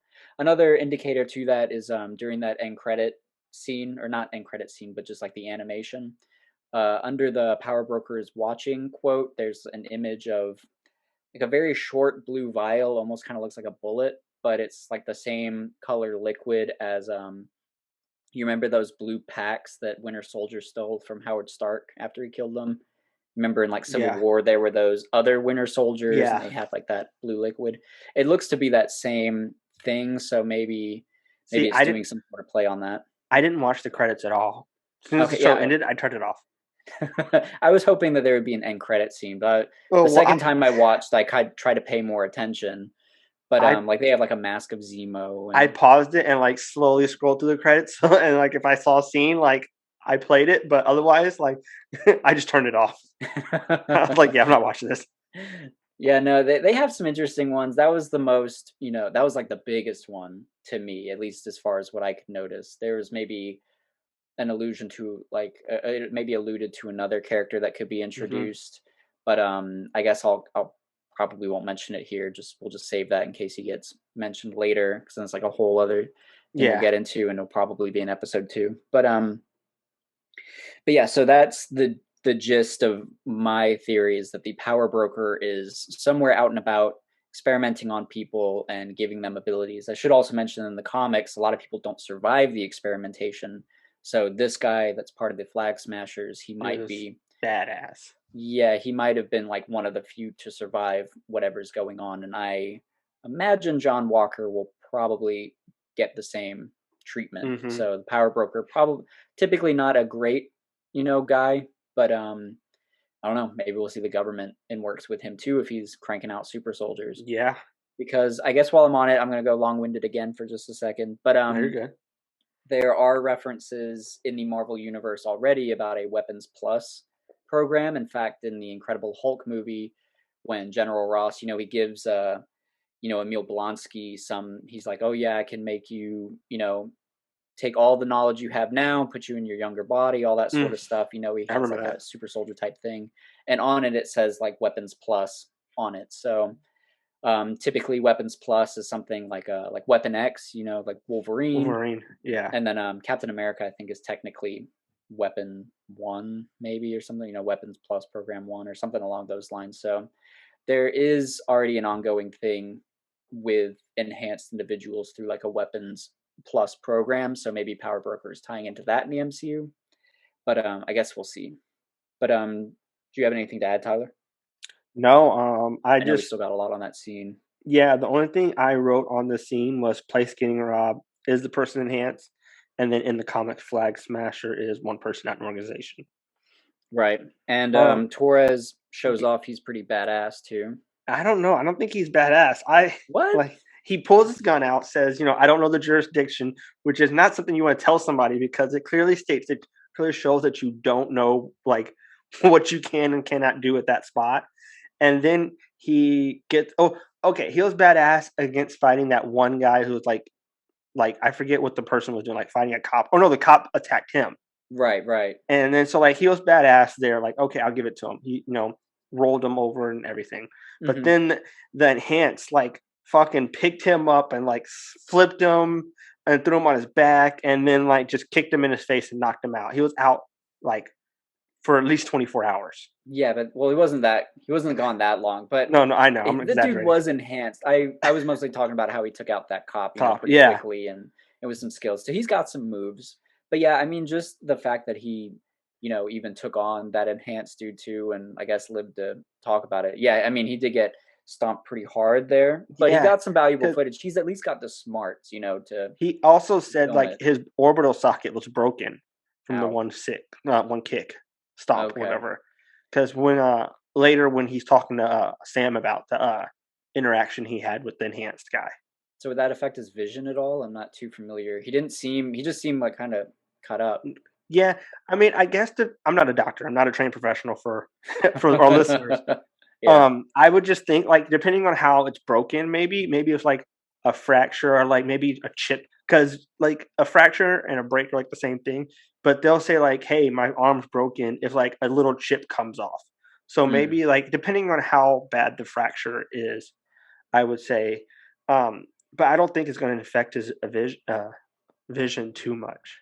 okay. I mean, it may not even matter because in the comics, one of the powers he gains is, quick regeneration, Oh, is it probably along the lines of Cap. So maybe that would, if they wanted to play to that, I guess they could like heal up whatever injury he has for to our kind of show it listeners? off.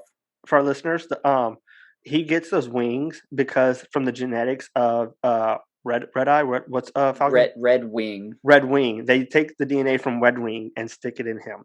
But in the comics, Red Wing is an Is an actual actual bird. bird. And Yes. they're saying, okay, so just while we're on this, I was reading about it and they were like, Red Wing has vampiric qualities.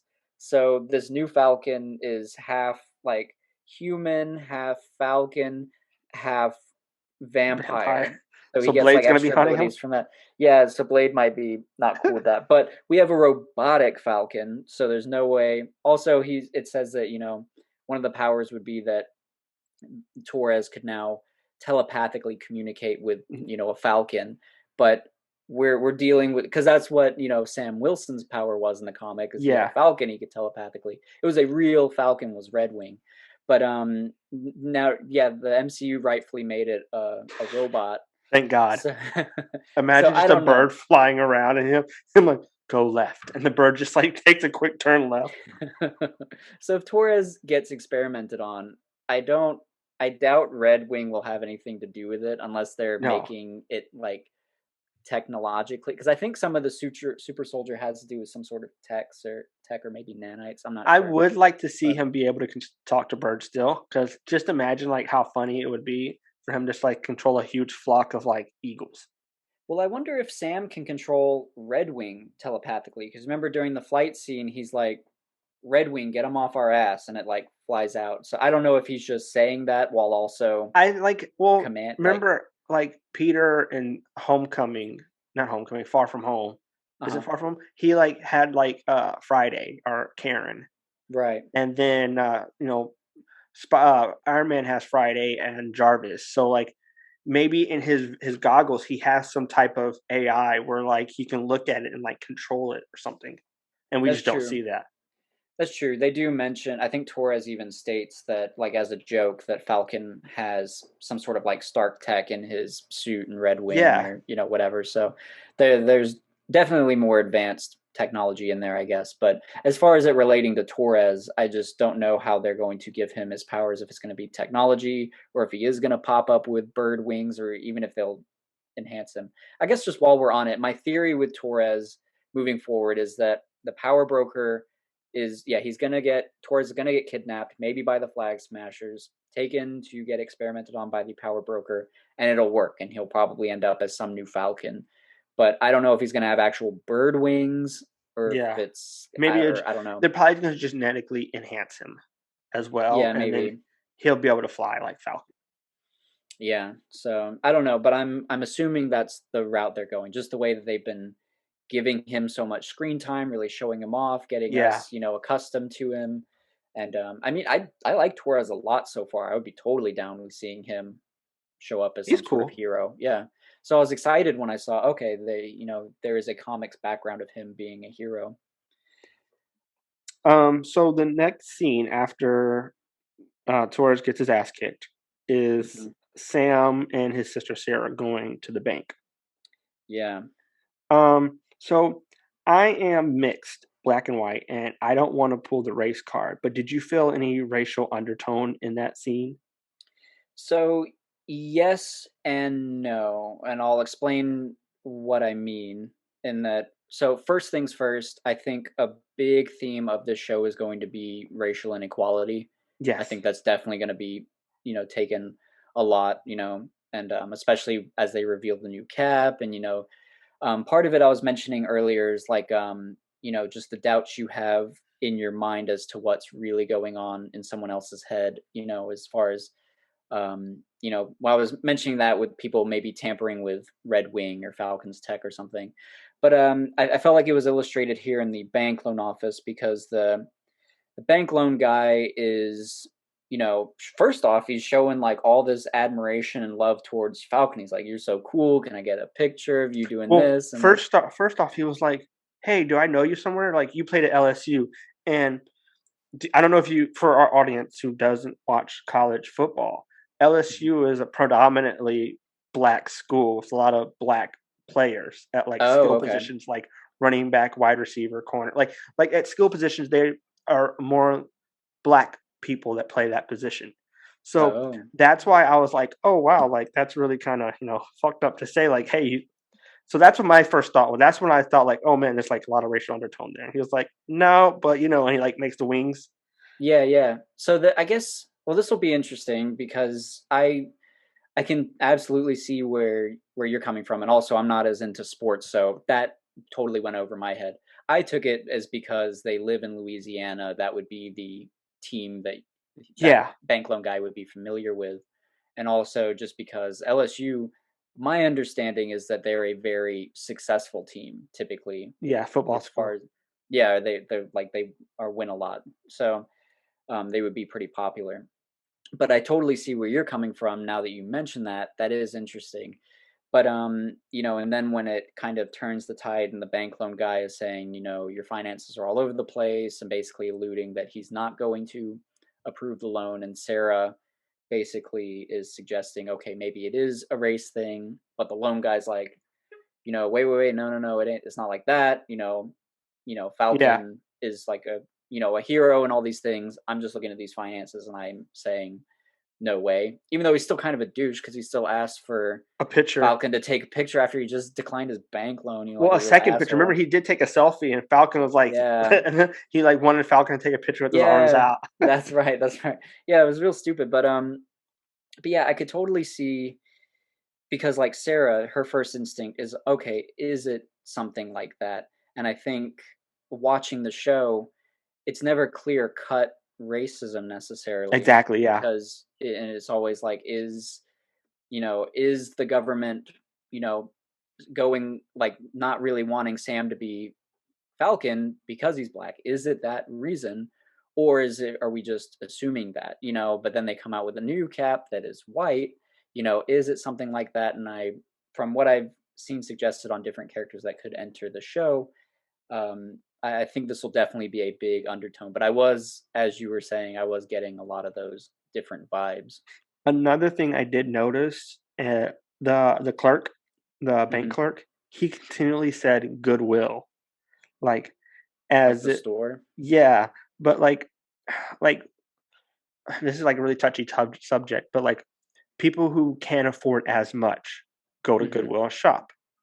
Hmm. And so like I just felt like he continually called them goodwill type of people because they were of minority. In But what way was he saying it? Do you remember, so like I in a don't quote? remember, I just remember him saying it multiple times. Okay. And that's why like I was like I wrote it down, he continued to mention goodwill and I put goodwill in quotes. Okay. See, I don't remember specifically enough to say if it was. I didn't get that Yeah. impression, but also it could have just gone over my head. Yeah. And like I guess maybe to be transparent here and to maybe give the audience a little bit insight. Maybe I don't know. So I'm the white podcaster in this scenario, so some of these things may go over my head too. yeah, So and I like I mean, said, if you have more, I'm not trying to bring race into it because I'm black and white. yeah. And so I just thought there was a little bit of racial undertone in that scene.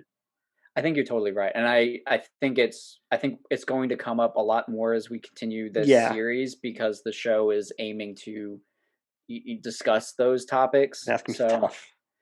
yeah, it They're is. like tough waters to like to like Yeah, swim through. yeah, yeah. So I guess we'll navigate that Yeah, as best as we can. But yeah, that definitely is a scene. I didn't take the lone guy to be acting in a racist I fashion. didn't either. Okay, I didn't take him as a racist either. No, I okay, just thought it was like a lot of undertone. I felt yeah. like what he was saying in a professional manner and everything. But I think Sarah kind of interpreted it more as like this is because I'm black. Yeah, Like this is because and like Sam was interpreting it as like, hey, I'm motherfucking Falcon. Like throw me yeah, a bone. And yeah, then the bank guy's like, you don't have finances for the last 5 years. Like, how am I supposed to, loan you out, give you a loan when you don't have any kind of, income. income for 5 years? And he should have like, I don't know what you do with the bleep, because the blip, Hmm. like with the snap that Thanos did. I don't know what you do because it's tough, to be, progressing through life, have this income, and then it be gone for 5 years, and then you try to pick up the pieces that's left. Hmm. Do I you love the have world building to the. Oh, sorry. What was your No, question? no, I was gonna say, did you have anything else? Because I felt like that was a great transition to my next point. Go Oh, ahead. sorry. Yeah, I do have something Okay, go else. ahead. But the world building too, because when they do mention the blip, as far as the impact on the bank, because Falcon's like, yeah, I know I qualify for an SBA loan, but they're like, yeah, that was before the blip. Now that all these people have shown up, these millions of people, the bank's under a lot more stress. Yes. We've had to tighten it. So it makes sense. I'm a little bit sympathetic towards the bank, declining the loan just because I'm sure there is a huge influx of people that are showing up. And But then also the guy was kind of an asshole. and then So, SBA loan is a small business loan. I oh, looked it okay, up yeah. because I didn't know what it was. Because Yeah, I didn't either. I'm glad you brought it up. So, yeah, I googled it. But but yeah, no, the banker I think was in every right to say what he said, and he said it in a professional manner. oh, and I remember you were saying goodwill. I think Falcon was the one that brought it up because he said that the Avengers were paid on goodwill. So I'm Yes, guessing like he donations or he some he. sort of. Well, I mean, I guess like if you remember in Age of Ultron, Tony's like, I'm not the boss. I just build everything, supply everything, and make all the tech work. And Yeah, like yeah, basically, pay for everything. yeah. And so I guess being an Avenger, you never want anything. Like you just Yeah. have a card to like Tony's account or whatever the case may be, or he'd be like, "Hey Jarvis, order this." Yeah, But I was wondering how that worked. I don't know how it works either. I'm just kind of speculating. No, I think you're right. And I think Falcon was kind of suggesting that, where he's like, yeah, like you said, as an Avenger, usually we're, given, better treatment because we're not getting paid. Yeah, As in, like, trying to get a loan through the bank, maybe they would be a little bit cooler about, an Avenger and trying to help us out. But like I fucking saved case, your life so many yeah, times. You have yeah, no idea. yeah. I'm over here making bird wings for your pictures and shit. Yeah, But yeah, so that guy, not racist, merely an asshole. correct. But yes, but they don't get the loan. But it seems that Sam isn't done there yet. I mean, he seems pretty driven. He's like, I'm gonna find a way to do this somehow. And I mean, that's pretty much where it's left. But I think we'll continue to see Falcon trying to support His his sister. sister and her Yeah, family, yeah, and maintain their family's legacy. And then at this point, I believe is when Sam's back on the boat that you were yeah. talking about earlier. Sam's on the boat. Yeah, wow, I skipped a lot. My bad. Sam's on the boat, and I thought that was such a great metaphor because the boat's not working. He's trying. Sorry, he's trying really hard for the boat to work, and it's just not working at all. And his life isn't working like he thought it was either. Hmm. So it's just kind of sputtering. Everything's sputtering right now, and I thought the boat whole was just a metaphor for his civilian life of adjusting back into life. Yeah, that's pretty much exactly what I wrote down too. Is that seemed to be, yeah, like you said, a metaphor for how things are operating in his life. Go ahead. And Sorry. no, you're good. And then yeah, this is also the point where Torres reaches out and sends him the footage that he got of. I'm Yes. just gonna call him, I don't know, the Flag Smasher leader, I Yeah, that's think is fine. maybe. So even though I think later we'll see that there is a different leader of the Flag Smashers just through like trailers and stuff, but I probably shouldn't get too ahead of myself. But so they're basically trying to get on the trail of this Flag Smasher leader. So I presume Falcon is going to, you know, team up with Torres a little bit and try to help him take it out, because Falcon Hmm. seems to be on the scent of, okay, yeah, maybe this is some sort of super soldier thing. I need to look into this more, because that could be pretty daunting if there are additional super soldiers now jumping into the mix. Exactly. Well, I thought Sam's first thought was this could be Bucky behind the attack. Bucky's kind of Oh, gone really? rogue before, and Mm, Bucky is right now the only known living super soldier. So, yeah. and then the way he throws Torres around, Bucky has a metal arm. He Hmm. could easily fling Torres like a rat. So that was my first thought. Was Bucky just thought it was? I mean, Sam thought Bucky was behind the attack.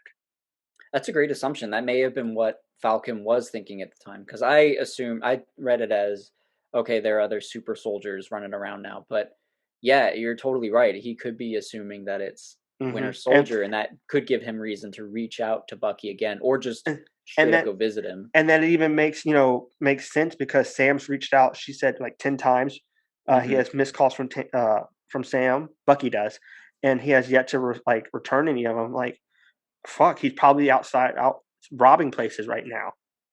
Yeah, yeah. So So I guess we don't know the timeline between, if Bucky like had his therapist and all that is taking place after Falcon has well, gotten like these reports. So are you saying like maybe he could be no, reaching so out to him for this? no, like he's been Sam has been reaching out to Bucky. Bucky hasn't responded. So Right. Sam's like, "Oh man, like I've been texting him and like this is what he's doing instead of like contacting me back." Oh, like it's a red flag that he hasn't Yeah, been communicating that he's off the. off the So grid. he's Yeah. he's back to being Winter Soldier again in like Yeah. the brainwash fashion.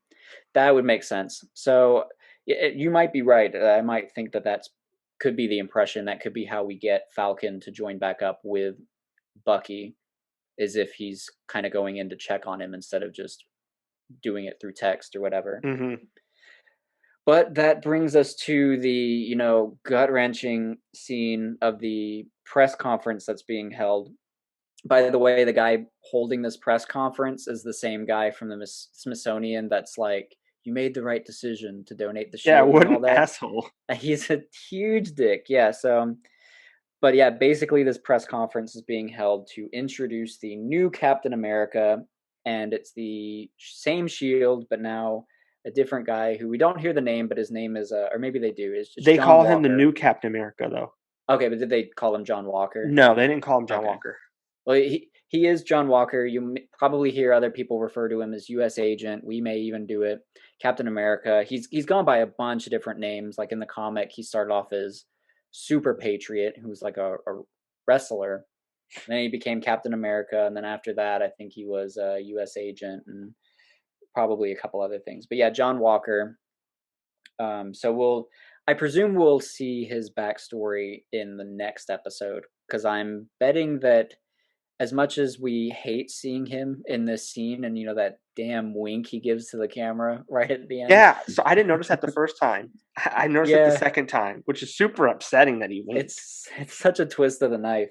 But I imagine that even with that, he's probably going to be a sympathetic character. So I don't think he'll be a villain or maybe even an antagonist. I think he'll probably blur those lines where us as the audience will probably kind of see his side, see that he's not a terrible guy, but also we prefer Falcon to be Cap. So Yes. I'm very interested to see how they use John Walker because I imagine down the line he'll become U.S. agent and may even show up in other shows or movies. So I had a question. How does one go to picking the new Captain America? Like, so I wrote it down. How does picking him work? Like, do they like go through all the files and like, oh, look at this guy. He's the most distinguished soldier we have of the I last think 20 years. Or, man, like this guy can bench 450. Cap was super strong. Let's get this guy. Like, you know what I'm saying? Like, how do they even yeah. pick him?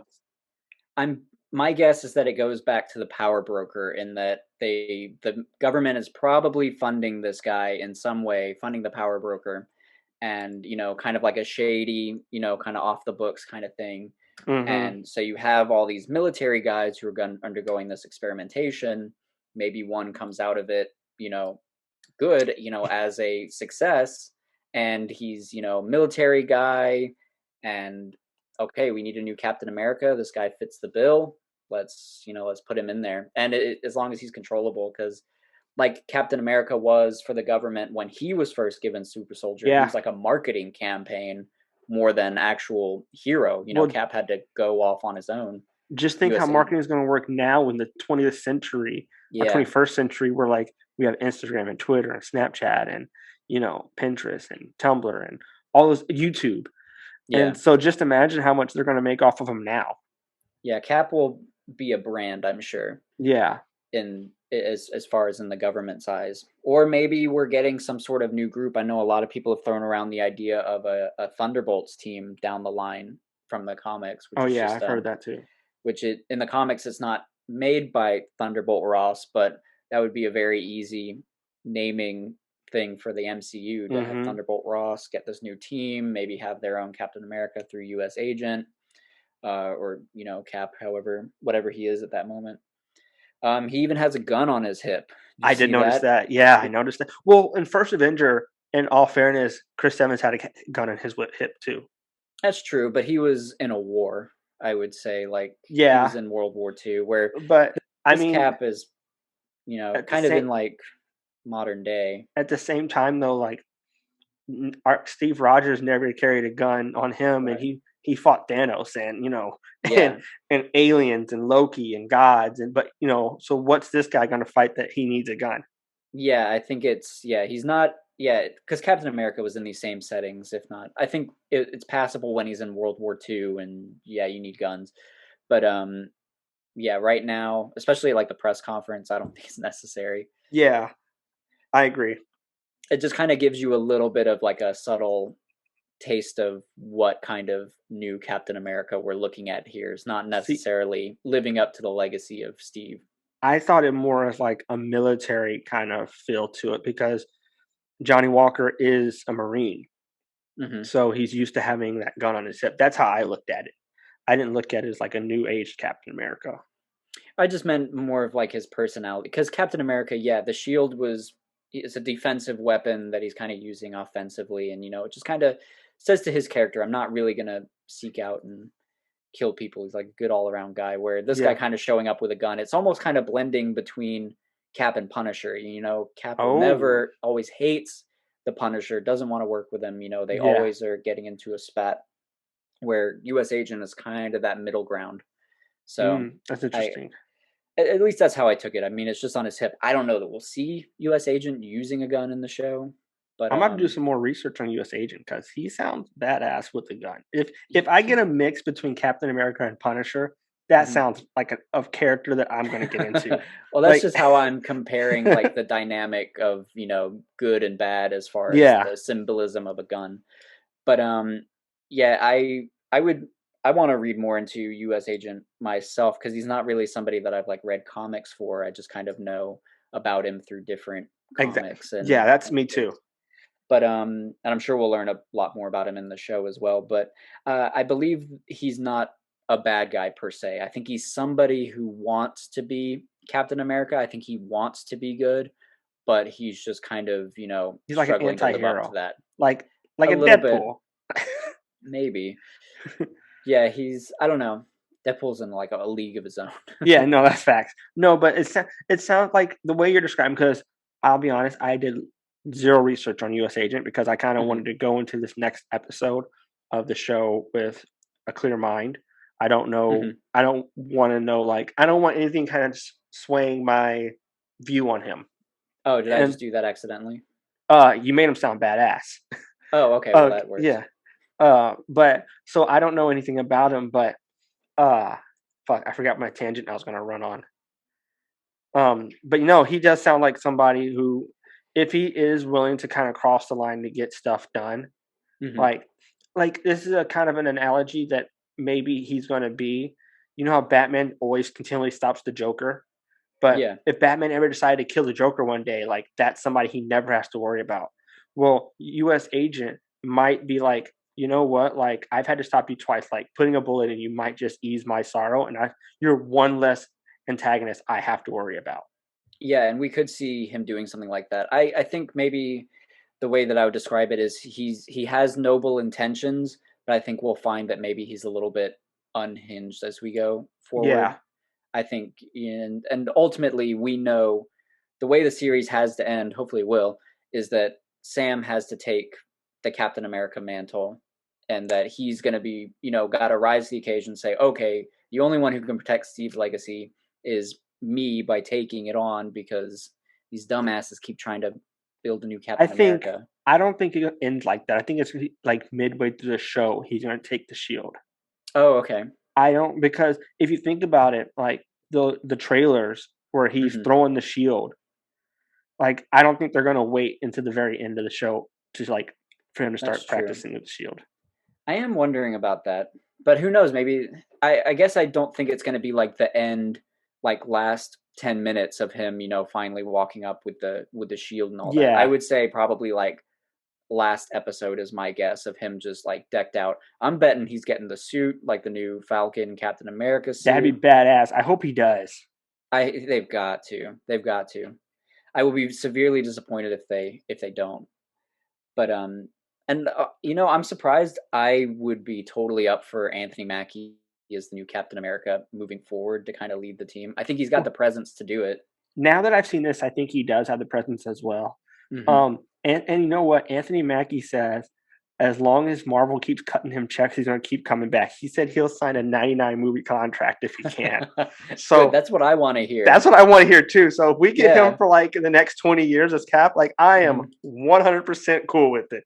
I'm so tired of these actors being like, but I want to do other things. I'm like, no, you are that person now. Like, Yes, just like Thor. I'm so happy Chris Hemsworth came back. Like he yeah. knows, like you're getting a huge amount of money to play this one character that you're Hmm. learning everything about. Like pretty soon, like Robert Downey Jr. played Tony Stark so long that you can't tell the difference between Robert and Tony anymore. Like Yeah. that's what I like. I Well, even want the comics have blended it. It's like now the the comics comics are are Robert Robert. Downey Jr. Yeah. Yes. Yeah, they So have that much influence. that's what we need in our life.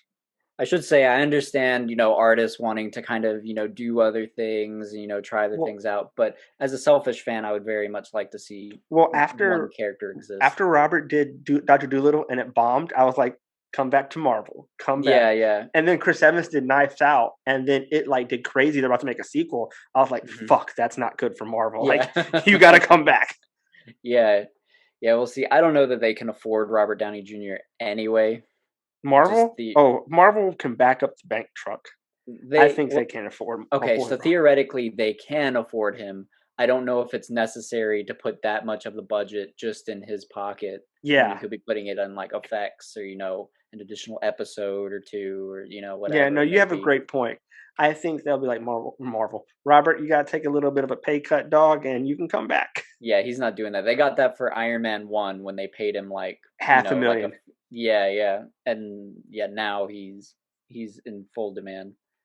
So, but hey, I'd be happy to see Chris Evans come back in, Oh, a little bit of a absolutely. capacity. I'm not going to get my hopes up and expect those things because I don't know how you were with theories on WandaVision, but a lot of those did not pan out. So we'll Well, see. you know how you're like riding it to Mephisto to the bank, like that's who you Yeah, think. I'm Like, still on it. Yeah, yeah, I know you that was your hill that you haven't climbed down from yet. I'm not. Well, Yeah, I'm sitting on it. I thought the villain sword director was Ultron, and I was Oh, wrong. yeah, And I was severely wrong, and I'm okay. I accept it now. yeah. Like, I climbed down from my hill, my soapbox. Well, I guess getting back to Falcon and Winter Soldier, that pretty much concludes the episode, like the Falcon and Winter Soldier episode. Tyler, Yes. did you have other things you wanted to discuss as far as like what to expect next episode, or just general thoughts on the show? Um, there's not too much that I like. So we're in episode one. Like, I really don't know where they're going to take it. The Hmm. only thing I don't think Falcon and Sam are going to meet up till episode three. That's the only thing I think is going to happen. Why you think that, just as far as like just pacing in general, Yeah, or pacing what do and you? like, and I think uh Sam's going to kind of try and meet Johnny Walker, see, kind of fill him out or whatever the case is before, and then that's when they goes to Sam. I mean Bucky on the third episode and be like, "Yo, I'm not fucking with this guy." Yeah, yeah, I'm interested to see because I imagine Falcon won't just take this lying down. I think you're right. I think he will explore John Walker. I wouldn't be surprised if episode two is heavily showing us the backstory of John Walker into Yeah, how he became the new Captain America, and maybe up to that, and maybe how people are, receiving this news of him. And so I think maybe Falcon and Sam could, or sorry, Sam and Bucky could maybe take a little bit of a backseat. I wouldn't be because hmm I think John will probably take the brunt of the spotlight, and then I don't know. I think they might start joining together. Or maybe I guess maybe by the end of the show we should have Falcon and Winter Soldier together. But yeah, like you definitely. mentioned, Sam's got a lot to juggle. He's got John Walker popping up, and now he's got this Flag Smashers thing going on. He also has Sarah in the banks trying to get the loan and keeping the Right. house in the boat. Like, Sam is juggling it right now. Yeah. And as far as Bucky, he still hasn't told Yuri that he, killed his son. So And something that we haven't even considered yet. Where's Zemo? Like, Zemo hasn't shown face yet. We saw the note that Bucky had the little on the line mhm. list, and we know he's in this show. We don't. I don't know if it's a limited capacity or if he's like the main antagonist, but Zemo's lurking still too. Yeah, I don't know much about what he's going to do. I know just from the trailers we've seen, we know Bucky will have to confront him just because he is on the list. Hmm And I believe it looks as though we'll eventually, Zemo, Bucky, and Falcon will, be kind of going to another country together. I don't know how much I should say right now, just in case Yeah. people don't want to hear about like from the trailers. But so I know he'll pop up, and we know he'll get the mask. Yes. He will be Zemo, like the comics Baron Zemo. So I am expecting to see him. I believe where we left off with him, he should still be in jail. I Yes. think maybe even in Germany, like a German jail or something like that. I'm not sure where he's in prison, but he's definitely in prison. Yeah, it was wherever. Yeah, I can't recall exactly either, but I imagine he'll. I've seen it theorized that maybe he'll be brought in because he has information on previous like super soldiers, or like the Winter Soldiers that were created before. He has like that in-depth knowledge on what was going on with those, so maybe Sam and Bucky kind of seek him out to see what he knows, if anything, about maybe what's going on with the power broker or how these guys are enhanced. So it could be something like that. Maybe he's the contact for the government to the power broker. Could be. Yeah, Yeah, but I think he's gonna be like he's going to be an ally of sorts to Bucky and Sam, even though he's not really an ally. He's just kind of like, I don't know, I a don't th- necessary evil, I I guess you don't could look at call him it. as an ally. I think he's Yeah, going to that's the be a wrong villain. word, but they're going to be working alongside him, I think, for a Yeah, little bit of time. However, probably very briefly, just to true. get. Yeah, I imagine the guess is maybe that he has information that they need. Otherwise, I don't know what use he would have. Yeah, I'm expecting him, and then we've also got Sharon Carter, who we should expect to see at some point. She's, on the run, presumably since last we saw of her.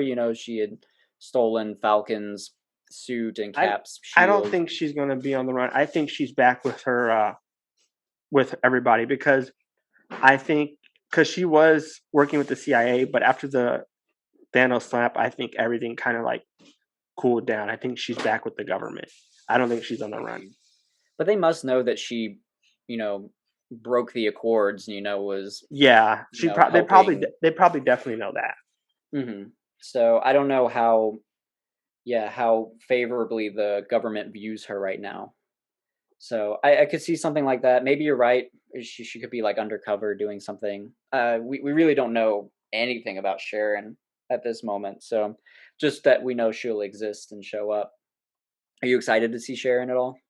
Yeah, no, I'm definitely excited because I think it's gonna be. She had that little crush on Steve, so to see where she is, Sharon's allegiance lies, just because last we saw her, she was completely Team Cap. She's not. So Cap's not around, and she Team Bucky and Sam. That's what I'm interested more to see where she's at.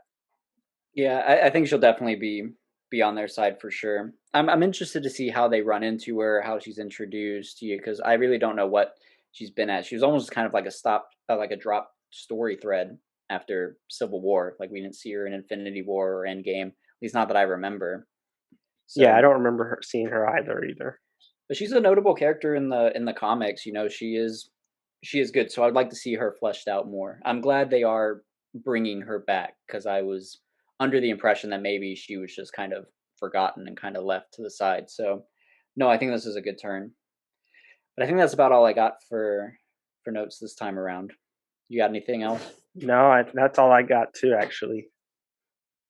All right, well, then I think we will call it here, but you can expect us to return next week with episode 2 of the Falcon and Winter Soldier series. So, yeah, I guess we will talk to you next time on the Weekly Bugle. Peace out.